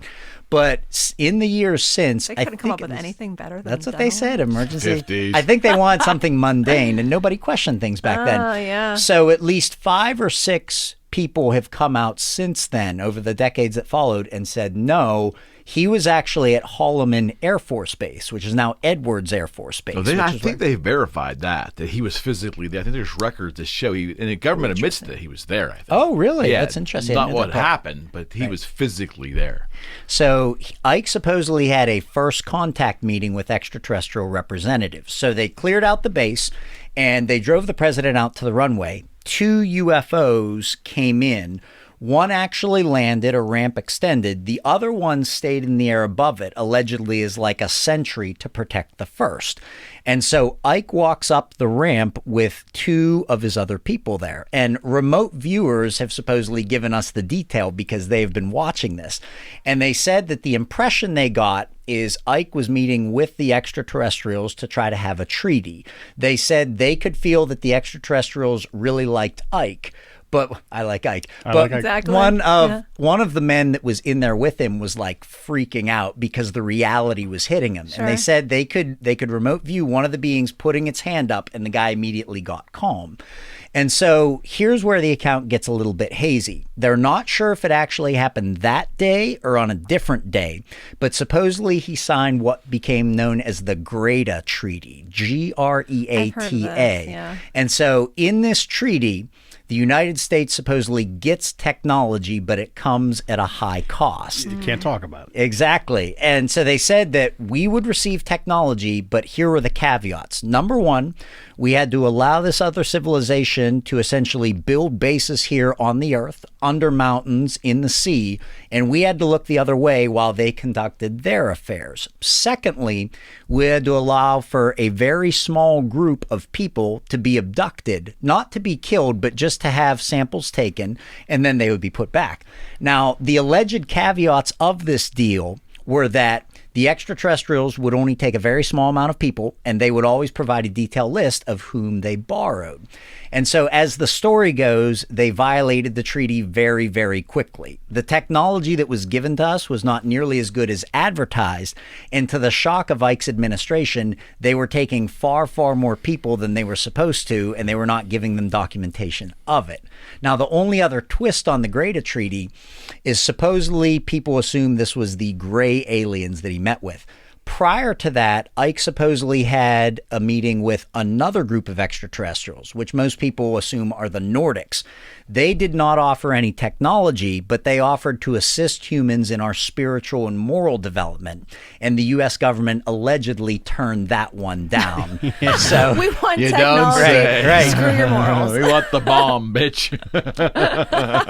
So you basically look at all the secrecy ever since then, you think, man, like, why don't they just tell everybody?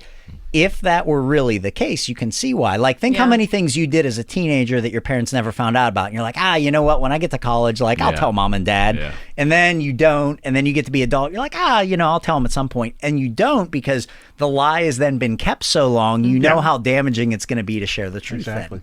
Then. Well, do you think? Well, we'll get to the. I'll dive Let's do into it. this. Let's do it. The play a part there. the Nazi technology. You know, Yes. they sent that thing to they sent an expedition. Boy. Let's talk about Antarctica. Yeah, so they sent the cats to I can't think of the word. They expedition There you are. to to Antarctica, and they came back with the rocket. You know, I mean, well, it's the time where they're developing all these weapons of destruction, but they developed the rocket way before anybody else could even think of it. They did. and that's We gave safe harbor to like their scientists. I was about to say Operation then Paperclip. basically that's yeah, paperclip. But before that, they went on. They went down there to establish a base, and supposedly they encountered aliens who in the Antarctic. in Antarctica, and they gave them.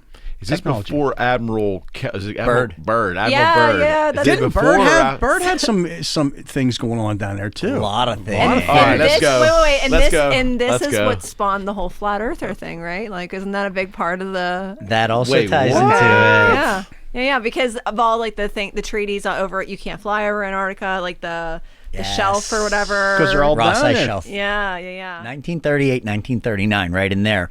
Adolf Hitler is sending expeditions, not just to Antarctica, but also up to the Arctic. So real quick, we can just talk about that. In the Arctic, the Nazis were looking for what they called Ultima Thule, which basically meant the land most north. So they had basically adopted Hitler's Aryan race ideology, which he had borrowed from elsewhere. And they basically thought if they went really far north, they would basically find their old homeland. Okay. Because the Nazism almost became a religion, and like a lot of religions, they incorporated things from other areas that they liked. Like, for example, the swastika was a traditional Native American symbol. You see it Yeah. in Buddhism, and they basically just reversed the direction of it, and then they got the swastika.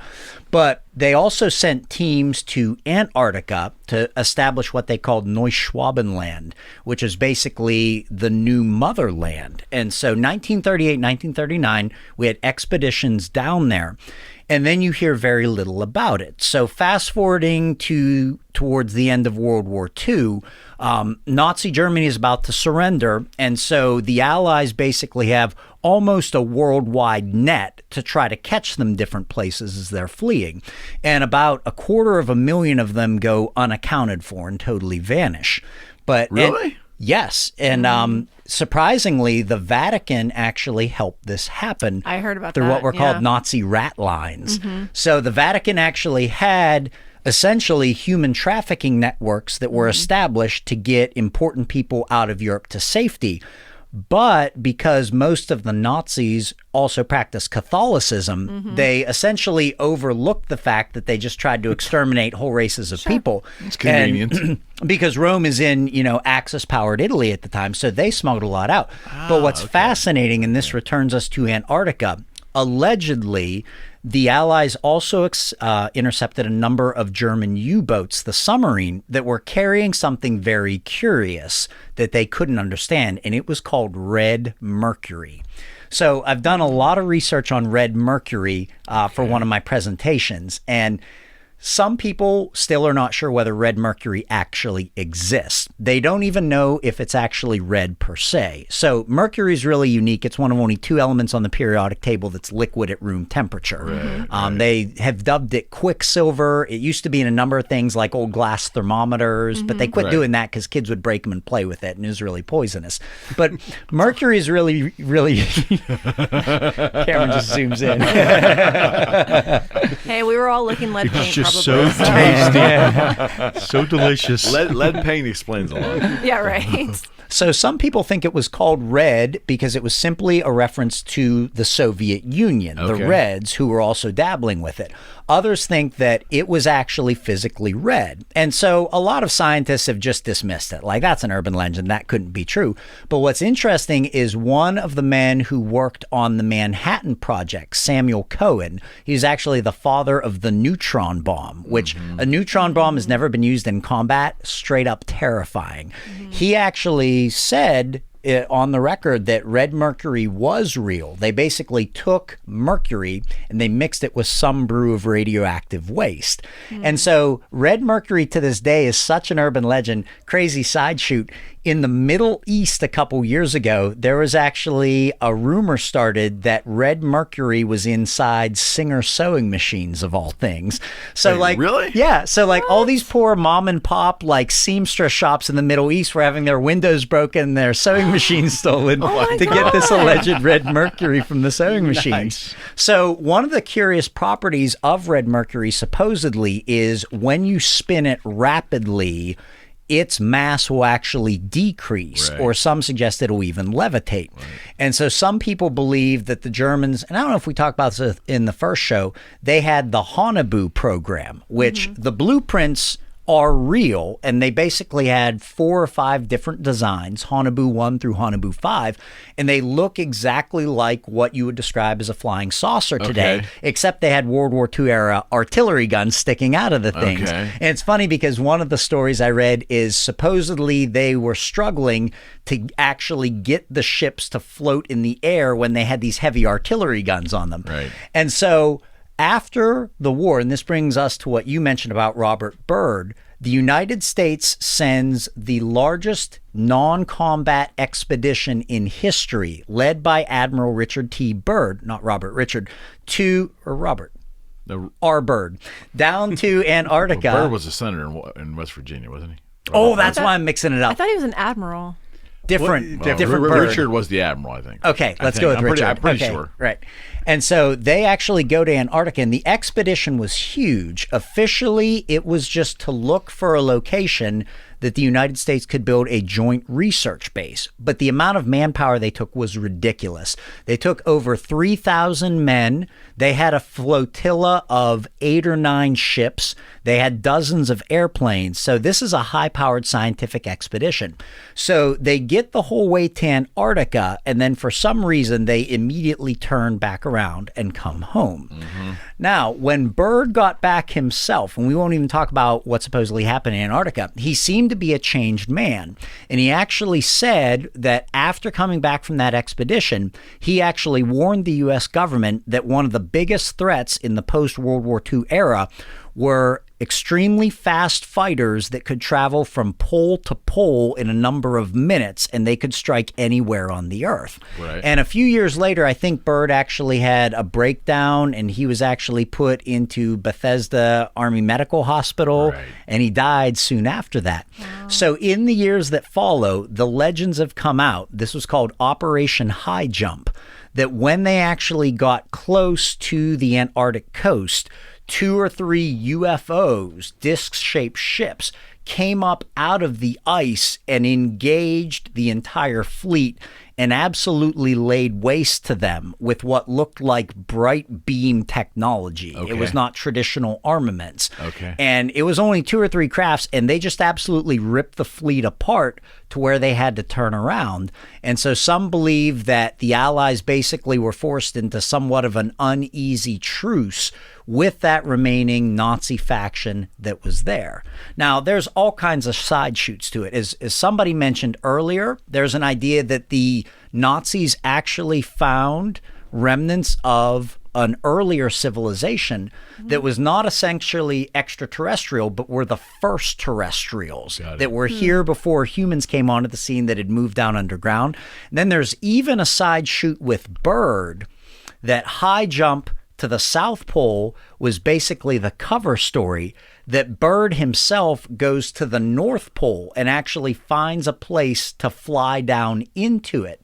And then when he is inside the hollow Earth, his plane is basically suspended by extraterrestrials, and they give him a message very similar to what contactees have today about the dangers of nuclear proliferation. So this goes all kinds of different directions. So now how does that play into like Operation Paperclip and us absorbing, well, the United States absorbing that many Nazis into our government and our secret services and Sure. Wasn't that what built the CIA essentially? Like, wasn't that Built NASA? NASA? Yes.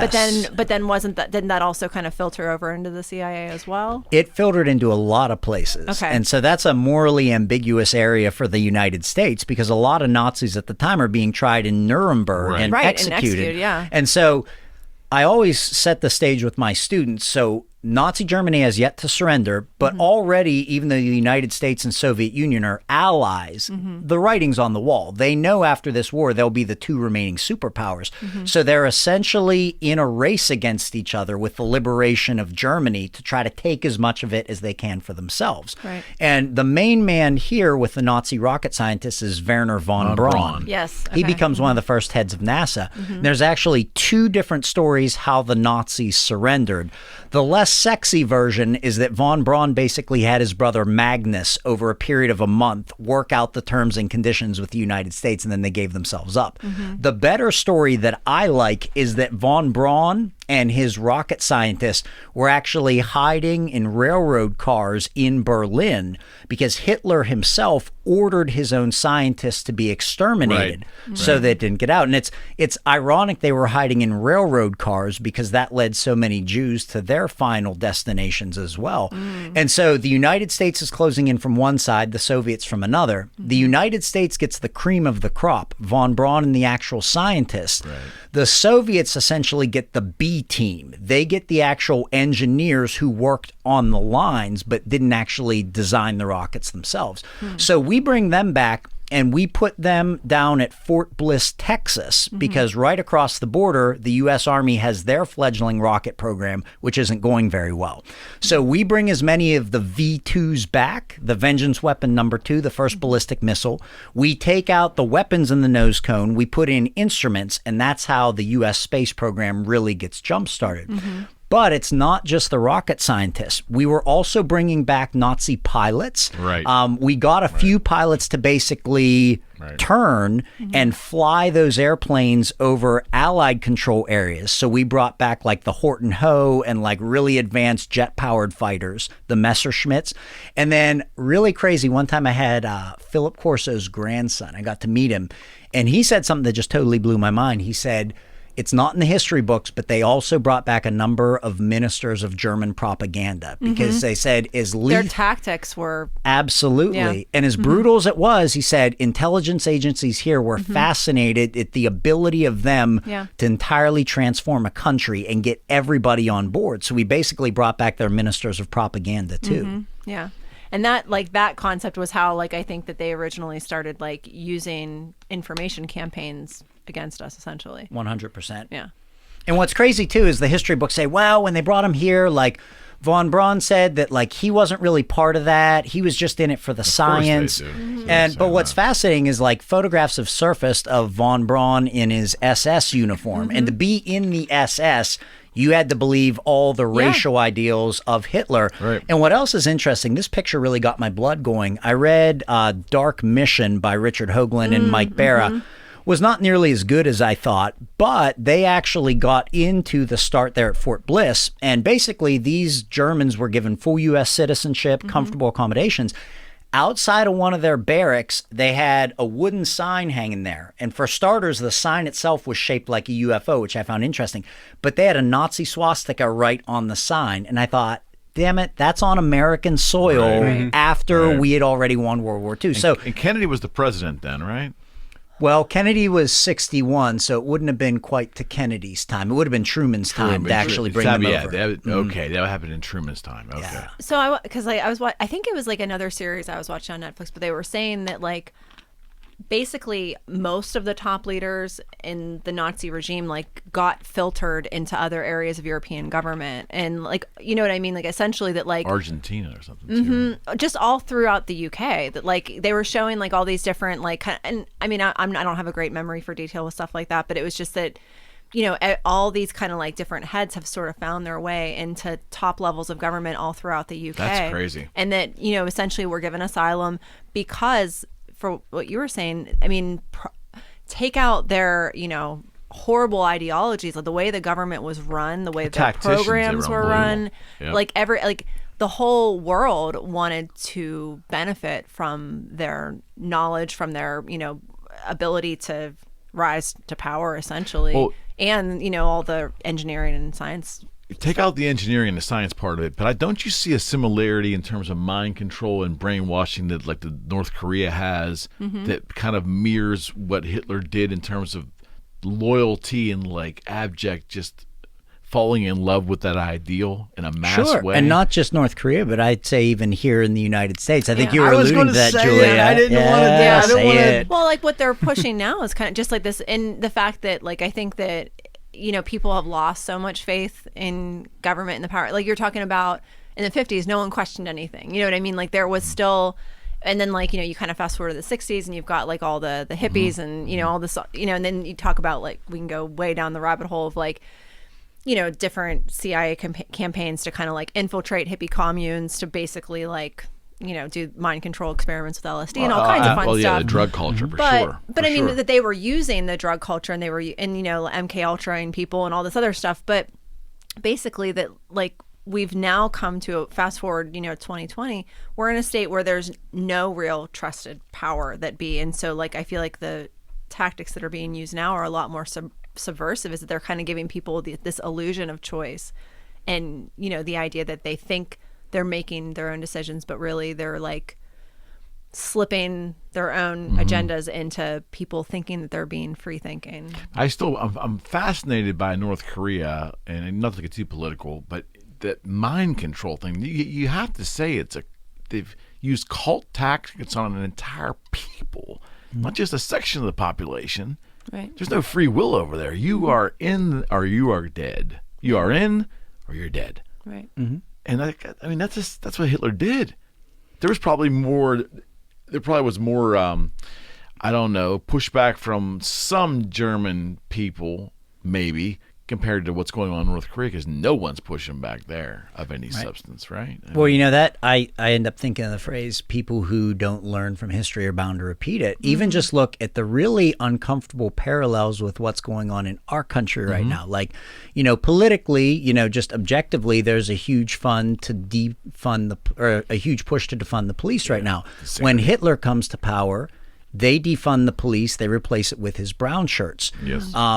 In this country, I actually saw a scientist, and this just made me uncomfortable. I read an interview where he said, you know, when we have everybody get this vaccine, the kids that don't get the vaccine, we need to have them wear something on their shirts to identify to everybody that they don't have it. And then you look at, he made the Jews wear those gold stars, and it just gets really uncomfortable. And, you know, to look at his inner circle, I think this was what Julia was getting to, officially all but two of them committed suicide. The two who didn't, one was Hans Kammler, and he was the head of these special exotic technology projects. He just gets in an airplane and totally disappears. The only other one who actually stood trial, I believe, was Rudolf Hess, and he ends up getting sentenced to his own cell in Spandau prison.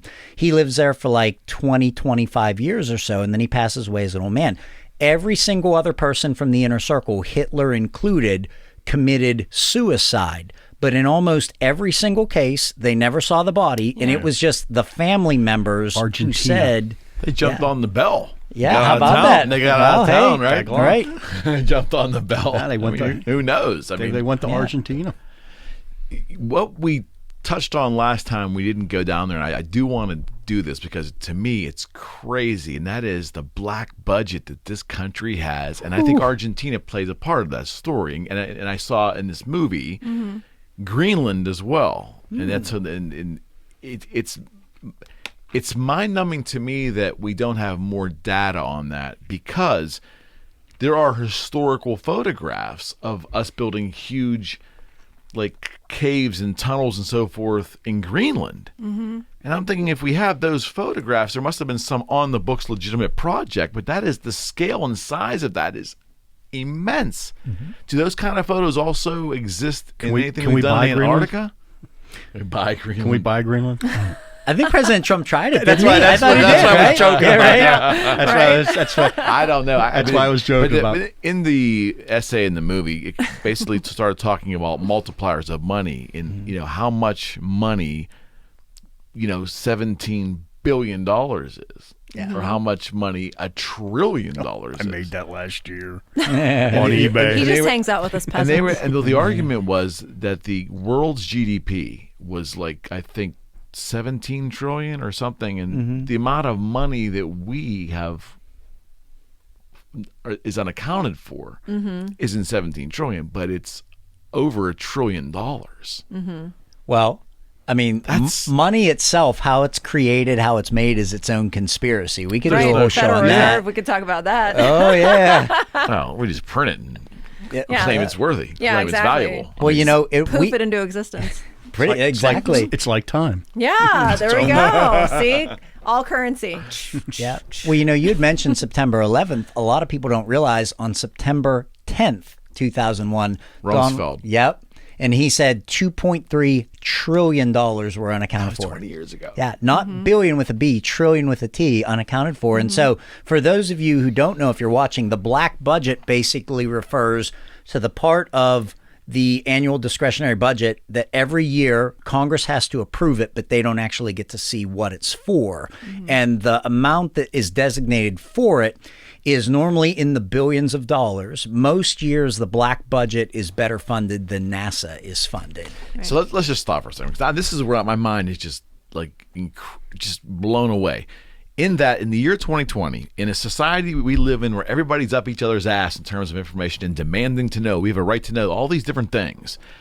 And we have senators like Bernie Sanders, who just loves to like look at any motive of corruption and go after it. That's just how he's wired.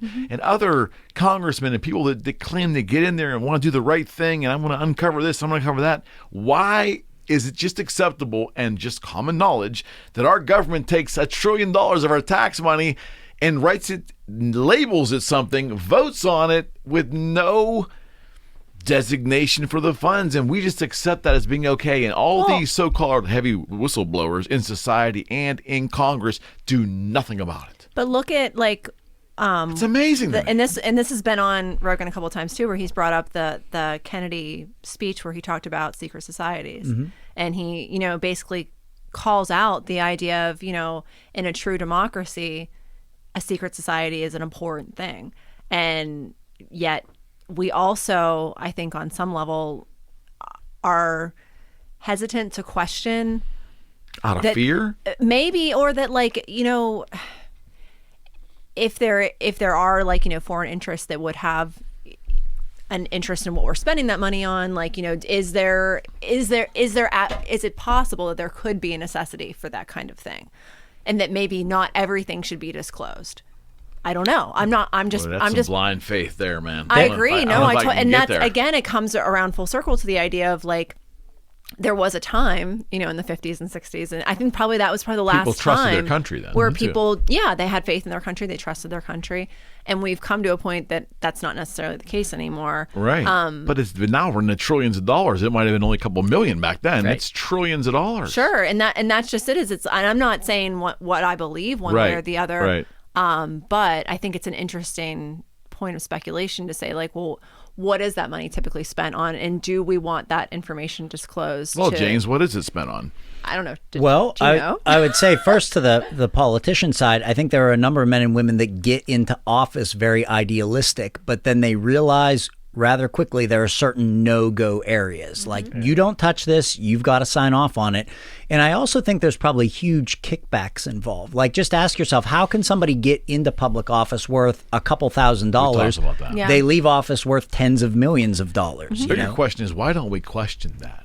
The bigger Right? question is Right. why I think is we the IRS question why it, but why it's- doesn't the IRS in their investigative power of observation, because they do it to us regular citizens, why don't they target a handful of exiting congressmen and senators and here's an interesting examine them? thought: is that like I mean, who really. governs the government, and the idea that basically the government was always meant to serve us, not the other way around. You know, without getting Fred will close your ears for a second, Fred. I was never a fan of the Clintons. Period. They just didn't. But having Bill today wouldn't be that bad compared to what's going on. It's amazing to me for two people that never held jobs in the public sector or private sector. Think about that. Mm-hmm. Never really. I think maybe Hillary did, but Bill never held a job in the private sector, and they retired unbelievably wealthy. Oh, sure. Unbelievably wealthy. Well, and just look with at no examination. That's what I mean. Like, what does a politician do?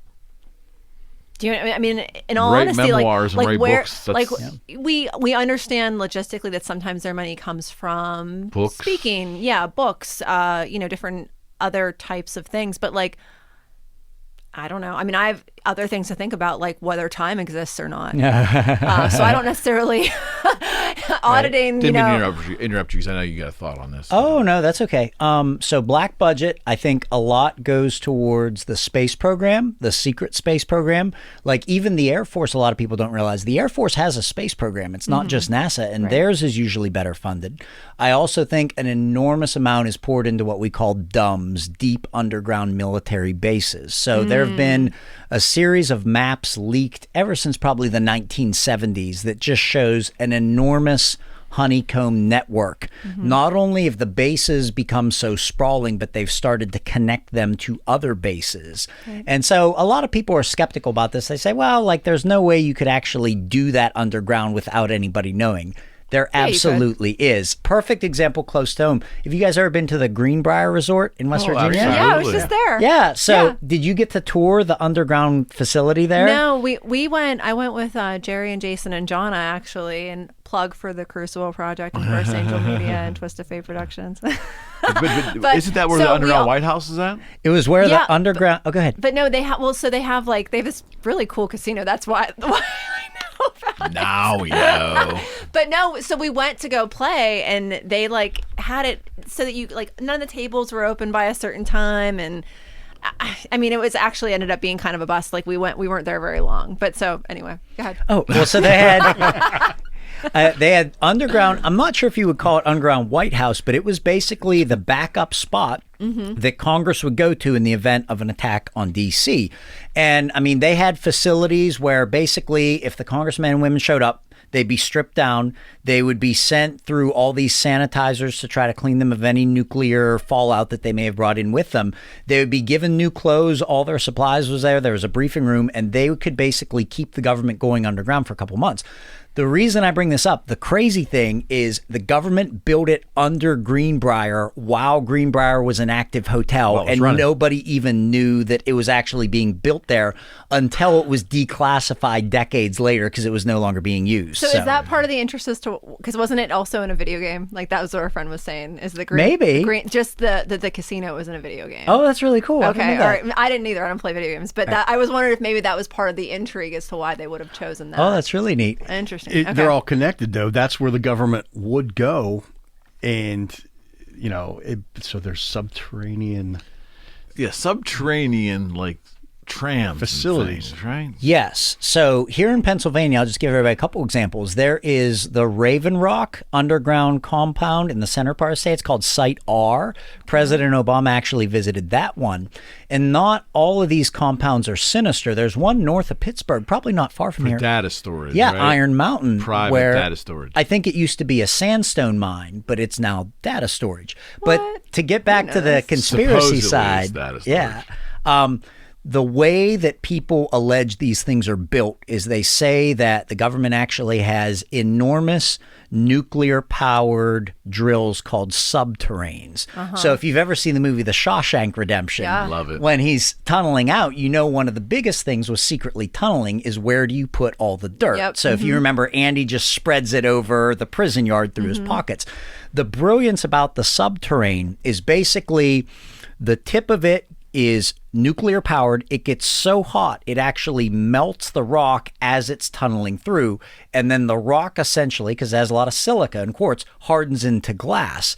And so the advantage is, number one, you don't have to hide the dirt anywhere. Number two, you don't have to build support columns because this is basically like a big mechanical worm. And as it's going, it basically has a big, thick, hot glass lined tube that it's left behind it. And so the idea is that we really have gotten high-speed tram technology. Like we always talk about like maglev trains. They never seem to go anywhere. I think Europe has one or two. But the premise down underground is you basically have a vacuum tube. People get into the train. You then suck all the air out of the tube. The thing can just rocket across the country. Like Musk's thing. Musk has Yeah, something built exactly. over there. Yeah. So like if SpaceX is coming up with this idea now, who's to say a government didn't have it? So one of my own personal beliefs, and I have nothing to base this on, but allegedly under the White House, you can actually get into this system if you go far enough underground. I really wonder in this day and age how much the president is actually flown on Air Force One, because I just think it would be somewhat of a liability to have him him fly. up there. Exactly. Send him down underground into this train. He can get anywhere in the country in no time, and then you just fly Air Force One there for you're the illusion saying of it's it.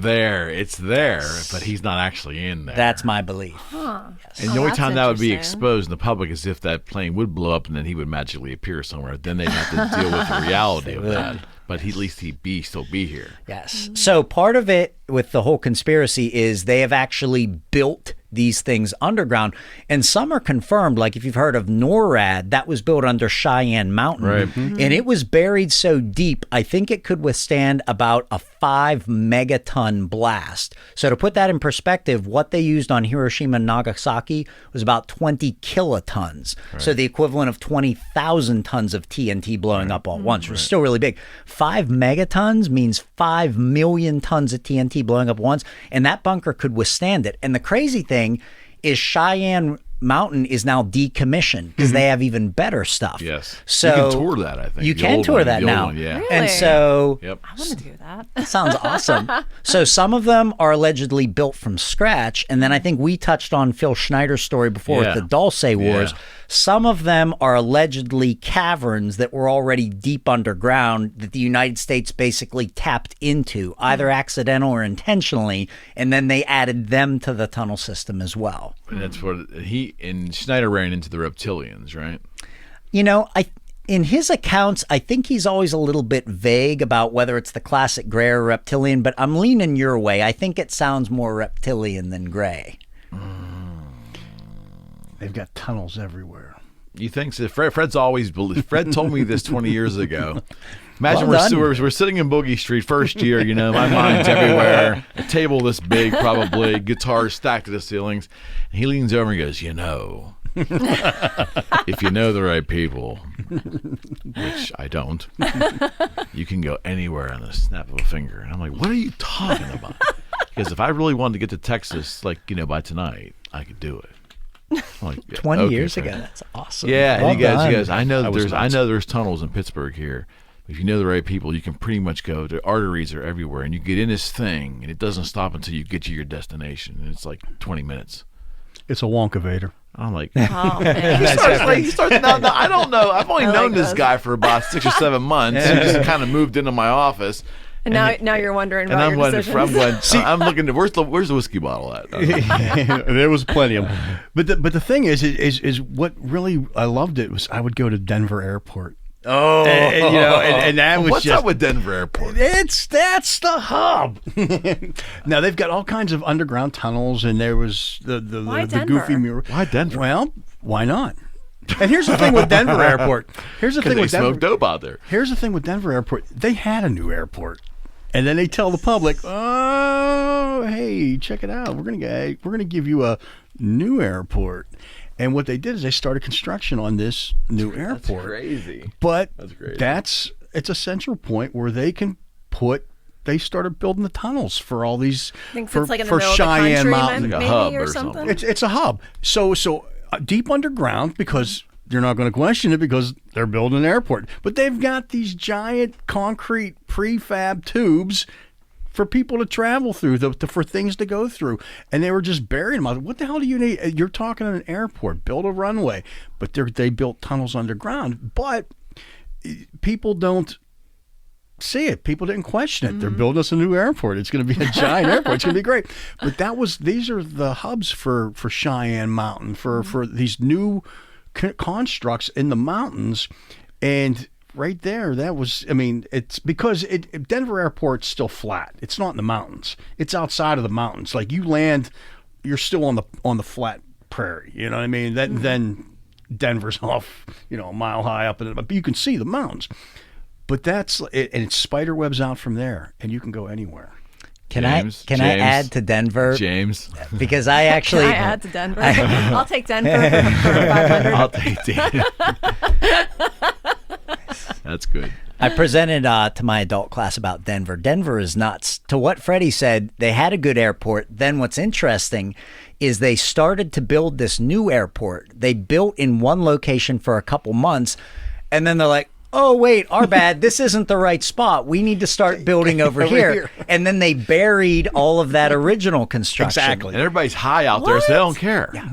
It's true. They did this. That's what they did. There is terrible. got What away did they with that. do in the interim? Like, did they not have flights coming in and out of Denver? Or did They already had an airport. Okay, all right. So It's just like they built a new airport here. Well, we're hearing that they want to build another one here. Did you hear that? Like $4 billion or something now?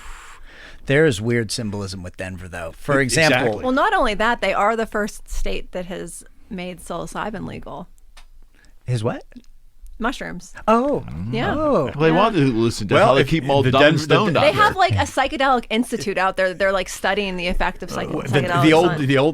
The new Denver airport, when they put it in there, they had all the psychedelic or the paintings, all the symbolism. Yes. So this is great. You got to listen to this. Oh, So good. some of the weird symbolism, most international airports, if you look at them from above, the runways are kind of set like this, like a hub. Not Denver. Not Denver. From above, it looks like a gigantic swastika. Because Are you serious? Gotta be Yes. shitting me. Look That's it up. serious. Look it Look up it up. if you don't believe me. The runways, for whatever reason, are at right angles Yep. from each other. It looks like a gigantic And swastika. it makes a swastika. So then, outside of the airport, since you think about the Broncos out there, there is this terrifying, enormous statue of a horse that's like about to gallop. It's up on its hind legs, but the eyes are bright red. It looks like one of the alleged like horsemen of the apocalypse. Oh my So God. people are like, that's not the thing that you want to see right before you hop on an airplane. and No. wait, So- it gets better. So that's there. Then they hired, this is what Fred was talking about, this Spanish artist to construct these gigantic murals inside the terminals, and they are straight up terrifying. Oh my God. One of them, it's supposedly, if you look at them in the correct order, it shows this global war, and then eventually humanity overcomes it. But they are terrifying. Yep. One of the murals in particular, and I've read that some of them are now painted over. They covered One, did they? They covered them, yeah. Thank God, because they were terrifying. Oh my God. The one mural shows a man dressed in Nazi attire with a gas mask, and he's got a sword, and he's poking a white dove of peace with the sword. Who commissioned that? Who permitted that? The Denver airport. Denver did. Are you serious? Yes. And he, it was very crazy. controversial, but look him up You think? online. Then on top of that, we got to throw the Freemasons in here. There you go. Okay, Because let's go. there is a capstone in the terminal with the Masonic symbol on it, and it says New World Airport Commission. The problem is the New World Airport Commission does not even exist. The New World it's Order. not a thing, but there it is right in the airport. Now, one funny story to share with That's you real quick. bizarre. isn't it though? And it's there, and they won't remove it. So one really wild story, I forget what show I saw this on. A guy goes to the airport. He's waiting for his flight, and he goes over to this elevator because he wants to find a bathroom. So he punches the dial. You hear this one, Freddie? Yeah, I know. And so he gets on the elevator, and it's going down for like a really, really long time. Wrong elevator. So he finally, like, the doors open up, and it's just this long white hallway. So he starts to walk down the hallway, and like nobody's around. It's totally silent. So then he sees a bathroom to the right. He goes in, and he says the urinals were the hugest urinals that he had ever seen. So he goes real quick, but then he's like, who in the world is this tall to use these things? So he flew back out of there, gets in the elevator, and goes back up to the terminal. So there's tons of legends about there being a vast underground complex. There's, but that's For giants. Yeah. well, but that's what they're, all these conspiracy theories come out of that. Mm-hmm. But that's exactly what they did. Oh, we gotta move it. But nobody questioned it. But that's what they were saying. There's pictures of the prefab, tunnels. They were digging and laying it down. So they had and then we got, sorry. Yeah, it's going to be a lot better if we just put it over here. So before we let you go today, James, can we touch a little bit on secret societies? Certainly. Freemasons fascinate me because that one's out in plain sight. Yes. Right? There's Yes. Skull and Bones and then the Yale stuff and all that other Yes. stuff. But Freemasonry has been out there forever. And as a child raised in a Catholic family, I was forbidden to be in the demolay or to be involved with Freemasonry. Really? I didn't know that was a thing. Yeah, Catholics traditionally don't really, I don't even think we were permitted in the order. Is that right? Correct. I think as a member of the Catholic faith, you cannot be a member of a secret society as well. Yeah. So anyways, and it wasn't until I was older realizing that all these presidents involved, and I was in business and I'd see people wearing the Freemason ring and and they seem to be able to maneuver in companies a little quicker than others. And I just realized that there's something going on here. Not that I just don't like to belong to things, in general. I'm kind of like an Not a outsider. joiner. Yeah, I'm just not. So I had no inclination to do that, but it was fascinating to me that those things existed. Yes, and I'm reading a good book right now. I think I mentioned it last time, is William Bramley, The Gods of Eden, and he traces all these secret societies forward. It's very eye-opening with religion. What's interesting about the Freemasons is that actually started very practically. It really did start... It was around like a work thing, right? It was stonemason guilds, basically. Yeah. They all had their best techniques and practices, and then they would transfer them on to the other masons. Right. And that's how it actually got started. And what's interesting is looking at the history, and I'm not an expert in this area, but during the Middle Ages, it kind of split and went different directions. So during the Crusades, you basically had the Knights Templar, you had the Hospitallers, which was like another sect, you had the Teutonic Knights. And then, so those basically weave back and forth, they go their own directions, and then Freemasonry comes back into it. And Freemasonry itself split to where you had the Scottish Rite and you had the York Rite. So you had lodges in England that would follow the York practices, and then I think lodges in Scotland that went the Scottish way. So today, and I'm not a Freemason, but I know a little bit about it, most Freemasons today, you can do both the Scottish and York Rite here. In the United States. And there's a lot of misconceptions about it. You always hear about 33rd degree Freemasons. And what's interesting to me is you actually can get up that high pretty quickly. Like the first 3 levels of Masonry, I think, are called like the Blue Rites. That's where you learn the most about being a Freemason. But once you get up to the 3rd degree Mason, all those other ones you can just sort of do on your own, and there's trainings for each one. So that was eye-opening to me. But the conspiracy is that basically the higher you get, the more you know about like the big picture. But apparently for modern Masons, it's fairly easy to get fairly high up, I think to the 32nd degree. So the conspiracy comes in where the Masons do a lot of really, really good things. It's primarily like a social service order. And to be in the Masons, you have to be in some type of volunteer service, like Right. whether And there's that's like a the women's order Shriners now too, right? It's like of the stars Lady or... of the Eastern Star. Yeah. I had a buddy that was actually begrudgingly forced into the Masons because his wife was very high up in the Ladies of the Eastern Star, and he basically had to get in so that she could advance. Interesting. But that's interesting. Yeah, what's interesting, I have a couple friends who are, and I'm never disrespectful. Like, I don't Right. try to like press Right. them for information, but they really stress that it's essentially a personal journey that Okay. you can do as little or as much as you want. You can go to every single meeting. You can go to no meetings at all. Where the conspiracy comes in is, and you allude to this with Skull and Bones, it seems like very powerful people all end up in the same secret societies. When you look at our founding fathers or the election where it was W. Bush against John Kerry, what are the chances that both guys were both a part of the Skull and Bones at Yale? Right. And, you know, some of it I think could get very conspiratorial. Some of it, though, is a much more basic human nature. Like, for example, if your foreman is a Freemason and then one of the guys on the assembly line really screws up, but the foreman finds out that he's a Mason, he's not going to be quite as hard on that guy as he would a non-Mason. It's just human nature, though, right? Yeah, it's basic human nature. But I think if you expound upon that over many, many decades and centuries, and you get some very powerful people involved, then it can become kind of a big deal. So do you think it's the lore of it has made it sexy as from an entertainment standpoint more than the reality?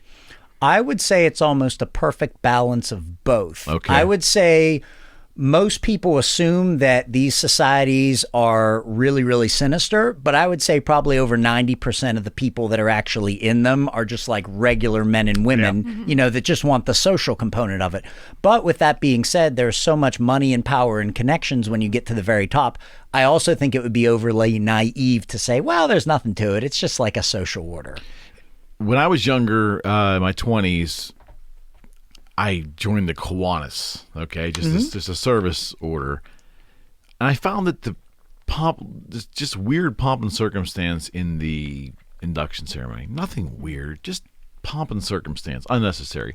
Then years later, I joined the Moose because I wanted to drink there for quarter Absolutely. trash, right? I joined the Moose, and there was a little more pomp and circumstance that I thought was corny, and it's a bunch of old guys and me, right? It was weird. So I don't see where it's really just on the face of it disturbing, but you then hear and see the craziest things. Like there's a sinister like overtone to any secret society, and it's exacerbated by shows and so forth. Where does it get weird? Like, should we be skeptical of Freemasonry as an organization in general, or should we chalk it up as pretty much a bunch of quirky people with quirky customs, but they do good work?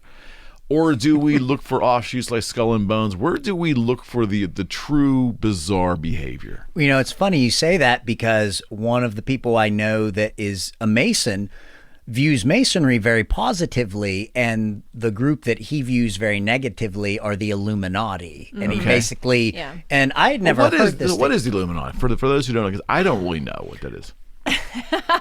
Well, I mean, is it does the Illuminati even Is it exist? real? That's I think kind of like the more important question is that, you know, there's this idea that the Illuminati is kind of like, once you're there, it's kind of like you're in, and it could be anybody could be in the Illuminati, like anyone in the entertainment industry Well, what to is high the levels of Illuminati? government. Just The definition. the people that know all the things that we don't know, kind of. Yeah. It comes from the same time period, I would say origins in the Middle Ages. And so the name comes from the illuminated ones. Right. So you basically had these meeting houses over there where men usually of learning or industry would get together to share different philosophical ideas about how they thought the country should be run or businesses should be run. And it kind of goes from there. It seems like the Illuminati has a little bit more of a sinister reputation with it, and it seems like it dovetails more into the Trilateral Commission, the Bilderbergers, these groups that we know, even if it's not a secret society per se, they are definitely meeting in secret. They're very powerful people. There's very high security around it. And weird customs that leak out. Yes. Well, and not only that, is that the idea that, you know, we have a process of government that is supposed to be, you know, of the people, democratic in nature. all these things, and that these groups are basically Circumvent. meeting, and same with the Skull and Bones and all that kind of stuff too. That basically in the Bilderberg is that they're making that they decide who our next president's going to be before the election, that kind of stuff. Like that's the concept, is that's where the sinister aspect comes in, is that basically all the illusions that we have about what our choices are in government, Or the that things, we have choice or free will. the things that we vote on especially don't matter. Do you guys remember the Stonecutters song from the Simpsons episode when Homer gets in? Oh, it's fantastic because so Homer pledges a group that is very much like the Freemasons. They call them the Stonecutters. I remember the episode. I just can't remember the song. Yeah, and so it very much ties into what we think that they do today. The Flintstones had something, and I'm dating myself, though. The Flintstones had water I watched buffalo. the Flintstones. Water buffaloes. Yeah, and the Grand Poobah. Yeah. Yeah. You know what's funny? You mentioned, Eric, the kind of silly rituals. They seem silly. A lot of that is not only comes from the Middle Ages, so there's history behind it, but even though outwardly it seems silly, when you're in a group where everybody is taking it very seriously, you kind of conform. Like you had mentioned Alex Jones earlier. I'm not sure if that was off camera or not, but one of the gutsiest things that dude ever did was he snuck into Bohemian Grove. Canoe or something, didn't he? He was going by river or something? Yeah, it was crazy how he got in He's the only there. person that's ever actually like gotten like. So back up. What is that? He snuck into what? Exactly? Bohemian Grove. What is that? Yeah. Which is in California. And so it's one of those places where the elites of the country and maybe the world have gone a couple times a year to meet. And that one is very famous because there's this gigantic boulder there. It's like a big owl or something. It looks like an owl, which some believe is a representation of Moloch, which is a pagan god that supposedly a lot of the world's elites worship now. It's like a mini Burning Man. There's like a little tiny private Burning Man. I mean, I don't know if I'd say that. Julie's all over that. She's like, no, that's not accurate. Okay. Not that I've been there or anything, but not that. I would see Burning Man as more of like, that's like more of just like a festival, right? Isn't it? I mean, What did Jones find there? Well, so and you might still be able to find it online. I mean, like social media giants have done a very hate coordinated Alex. job to try to like wipe this man's Yeah, no existence doubt. from the earth.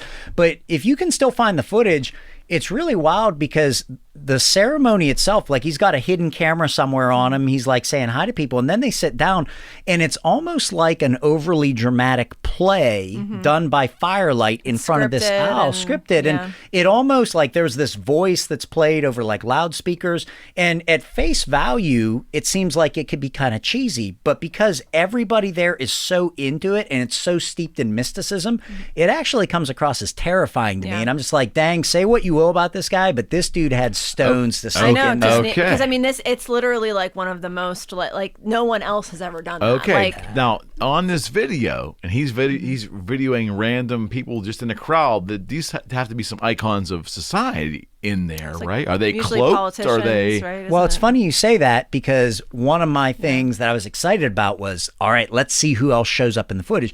Nobody's cloaked prior to the ceremony, right? I think.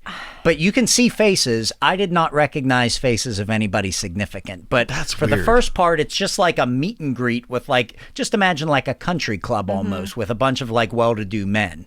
But then isn't the latter part of the ceremony they are cloaked? Yes, Correct? yes. And I mean, who knows? I honestly like the idea behind it was basically just that like everyone that's involved, there are some of the highest level people involved in it, but that you probably wouldn't just get to see. They probably wouldn't necessarily be out uncloaked. Have you ever been there? I mean, you toured the world. You've done some really weird things. You've never been there? Yeah, that's Never like, been there. Okay. Pledge fraternity, same stuff. Well, and what we were talking about off camera earlier was, and there's obviously this isn't something I've been able to hide because there's internet footage of it out there, and that I wouldn't want to necessarily. But the Bilderberg company or the Bilderberg meetings do happen, and they always happen on election years. And so in 2012, it happens usually like 6 months before because it was in the summer.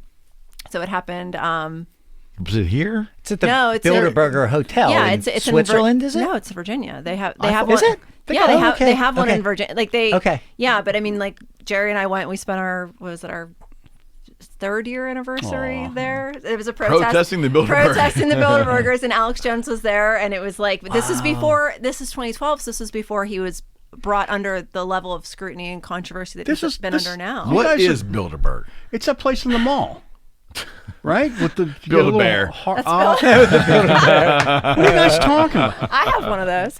Oh my So the God. idea is that society is the society that basically decides who our next president's going to be. But that name, where's that name come from? From the name It of the does come from hotel, that hotel. where they But first don't- met. It isn't always there. Like I guess they do. They have it somewhere different every 4 years. They just renamed the hotel for that event? Or is it a No, hotel it's just the chain? event. No, It just started it's there. the same. It's the Bilderberg meeting, but it happens in different places. And But when we were there, where's the name from? the original Yeah, the hotel, original where the hotel where meeting it was originally held. There was a hotel In called the Switzerland. Bilderberg. I thought it yeah. was in Switzerland. I could be no, wrong. you could very well be right because I Okay. think it moves. Like when we were there, it was like I said, it was So they 2012. started there, and then they just call it the and it Bilderberg isn't Group. and it isn't always necessarily focused on just our government. You know what I mean? But it generally happens on an election year. So it's not hidden. It's just No. in full view. No, there was Secret Service all over the place. Like when we were there protesting, I mean, like they So like presidents go? And members, yeah. many members of the media. You can actually see lists published Yeah. of who does go, Yep. but the members of the media in attendance do not talk about what they discuss. Yes. no, yeah. Because you want to go back. But that becomes that's messed up. Well, and so when we So when we messed up. went, That's so it was like I mean, it wasn't a huge protest or anything, but just they had like a megaphone. Like I have a video of Jerry up on a megaphone, like talking about the Federal Reserve. And so he's very And the much Fed. more well knowledged and well spoken on this than I am, but. I will definitely say like it was an experience, and like this, like meeting Alex Jones, he's just as crazy in person, but like at that time, this was sort of like before he had really gotten swept up in some of his more extreme viewpoints. Denying into that. the massacre, right? The kid That was the thing that really I think pushed him into a really negative light. I mean, you could listen to some of his stuff, and it's like. Oh, his Rogan visits are epic. They're 5-6 hours Oh long. my gosh, I know his last episode on Rogan was pretty intense. But yeah, it's just I mean, for me, it was an experience because the Secret Service people were not happy about the fact that they were on the map essentially, like because I mean, literally, like whenever they were like up on with megaphone, like they would be like kind of like across the way from us, and they were just like I fucking you the whole time, basically, like staring you down, like, and it was totally peaceful, like, you know what I mean? There wasn't anyone there like being aggressive or anything. So is Bilderberg connected to the anonymous revolution, or is that separate? No, Bilderberg would be more like the people that are like they're like the elites making the decisions. This is the Anonymous top. would be like the people that are kind of fighting against that. I would think. I would say yes. White hats versus black hats. There you go. So what? So abridged version. Anonymous is what? A bunch of hackers that are trying to expose corruption in society? So Anonymous versus QAnon.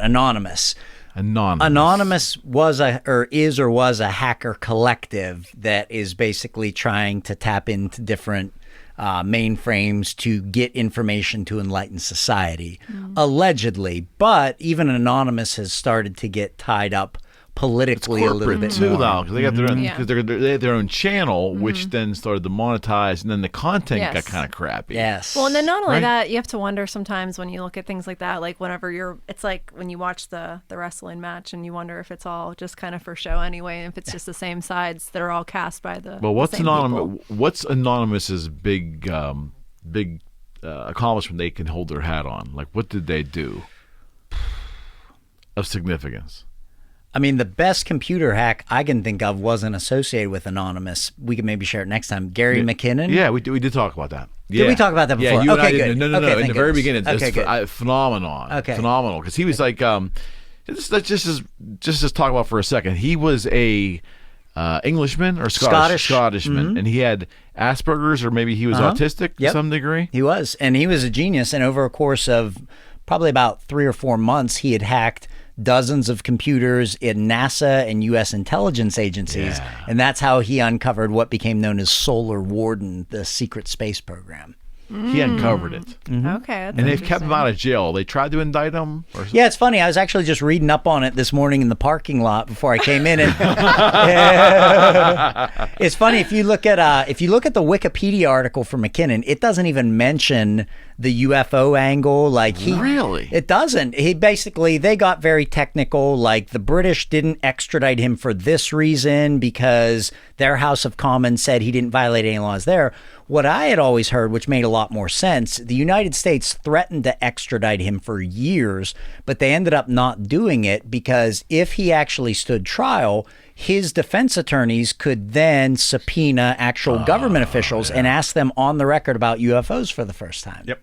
So he found the treasure trove of space programs and things, right? He did. I mean, like a quick review, a couple things he found. He, on NASA servers, found 2 different file folders. One were original untouched satellite images from space, either looking in space or down, that had UFOs in them. The second folder were the same exact shots, but they were airbrushed. They were the doctored ones, yeah. And then the really intriguing thing he found some Excel spreadsheets that were called Solar Warden, and they had lists of ships like the USS, but they weren't any actual naval ships that we've ever had here. And they had lists of fleet-to-fleet transfers. Wow. So they had names of the soldiers on board.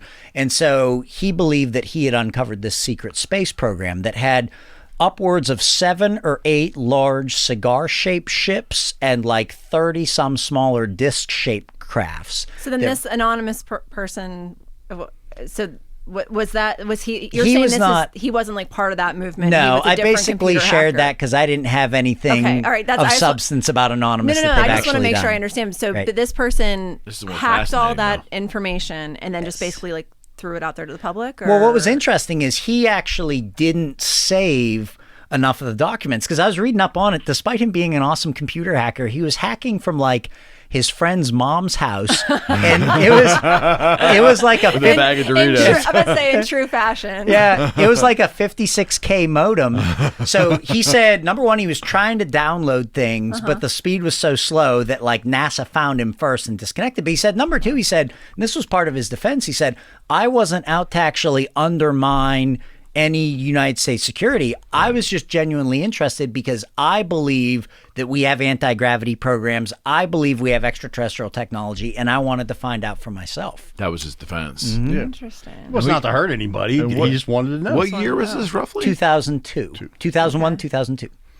So that was the Space Force before Trump was ever around, theoretically, right? Oh, I mean, my personal belief, I think when President Trump got elected, every president, when they're new, they get that briefing on everything that's going on to the greatest degree they can tell him. My guess is he found out about the secret space program then. So his creation of the Space Force is basically the backdoor way into that. Interesting. To gradually let the public know. Well, he takes credit for everything. He does. Yeah, right. And my thought was because I actually thought about, I believe that they had something like that because just watching, you can watch things and come up with, and I believe he took credit for it for something that already existed. Interesting. You I don't agree with say. that. Even Reagan talked about having Star Wars, yeah. but not necessarily how we, not like the movie, but they started creating stuff back then, and that was the 80s. I know. So I mean, this stuff's been around, and I think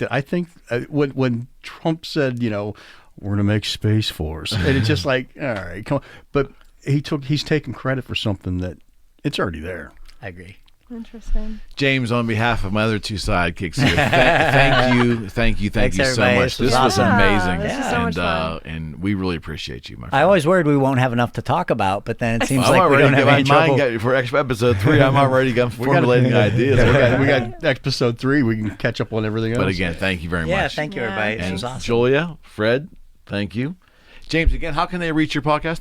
Easiest way to find it is just go to iTunes, Google Play, wherever you want. Just type in Majestic with a J, Majestic Ears Only. It's right there where we have 60-some episodes. There you go. Majestic Ears Only. And they can reach you at Twisted. I always screw it up. Screw up my name. Twist of Fate. Twist of Fate Productions. Yes, and Yes. and you can catch her on Facebook and her weekly updates here in Pittsburgh. And we know how to get a hold of you, right? Yeah, just get on the bar. Not now. We can. Thursday nights, Mousetrap. Instagram, right? Fred Instagram. of Death and Fred Photography. Yeah, See, I know your Fred Instagram. Kowalo Photography. Fred Kowalo Photography. Friends, thank you so much for tuning in. And thanks to my special guest here. And we will see you on the next one. All right. We'll see you. We are out. All right. Good deal. Stuff, everybody.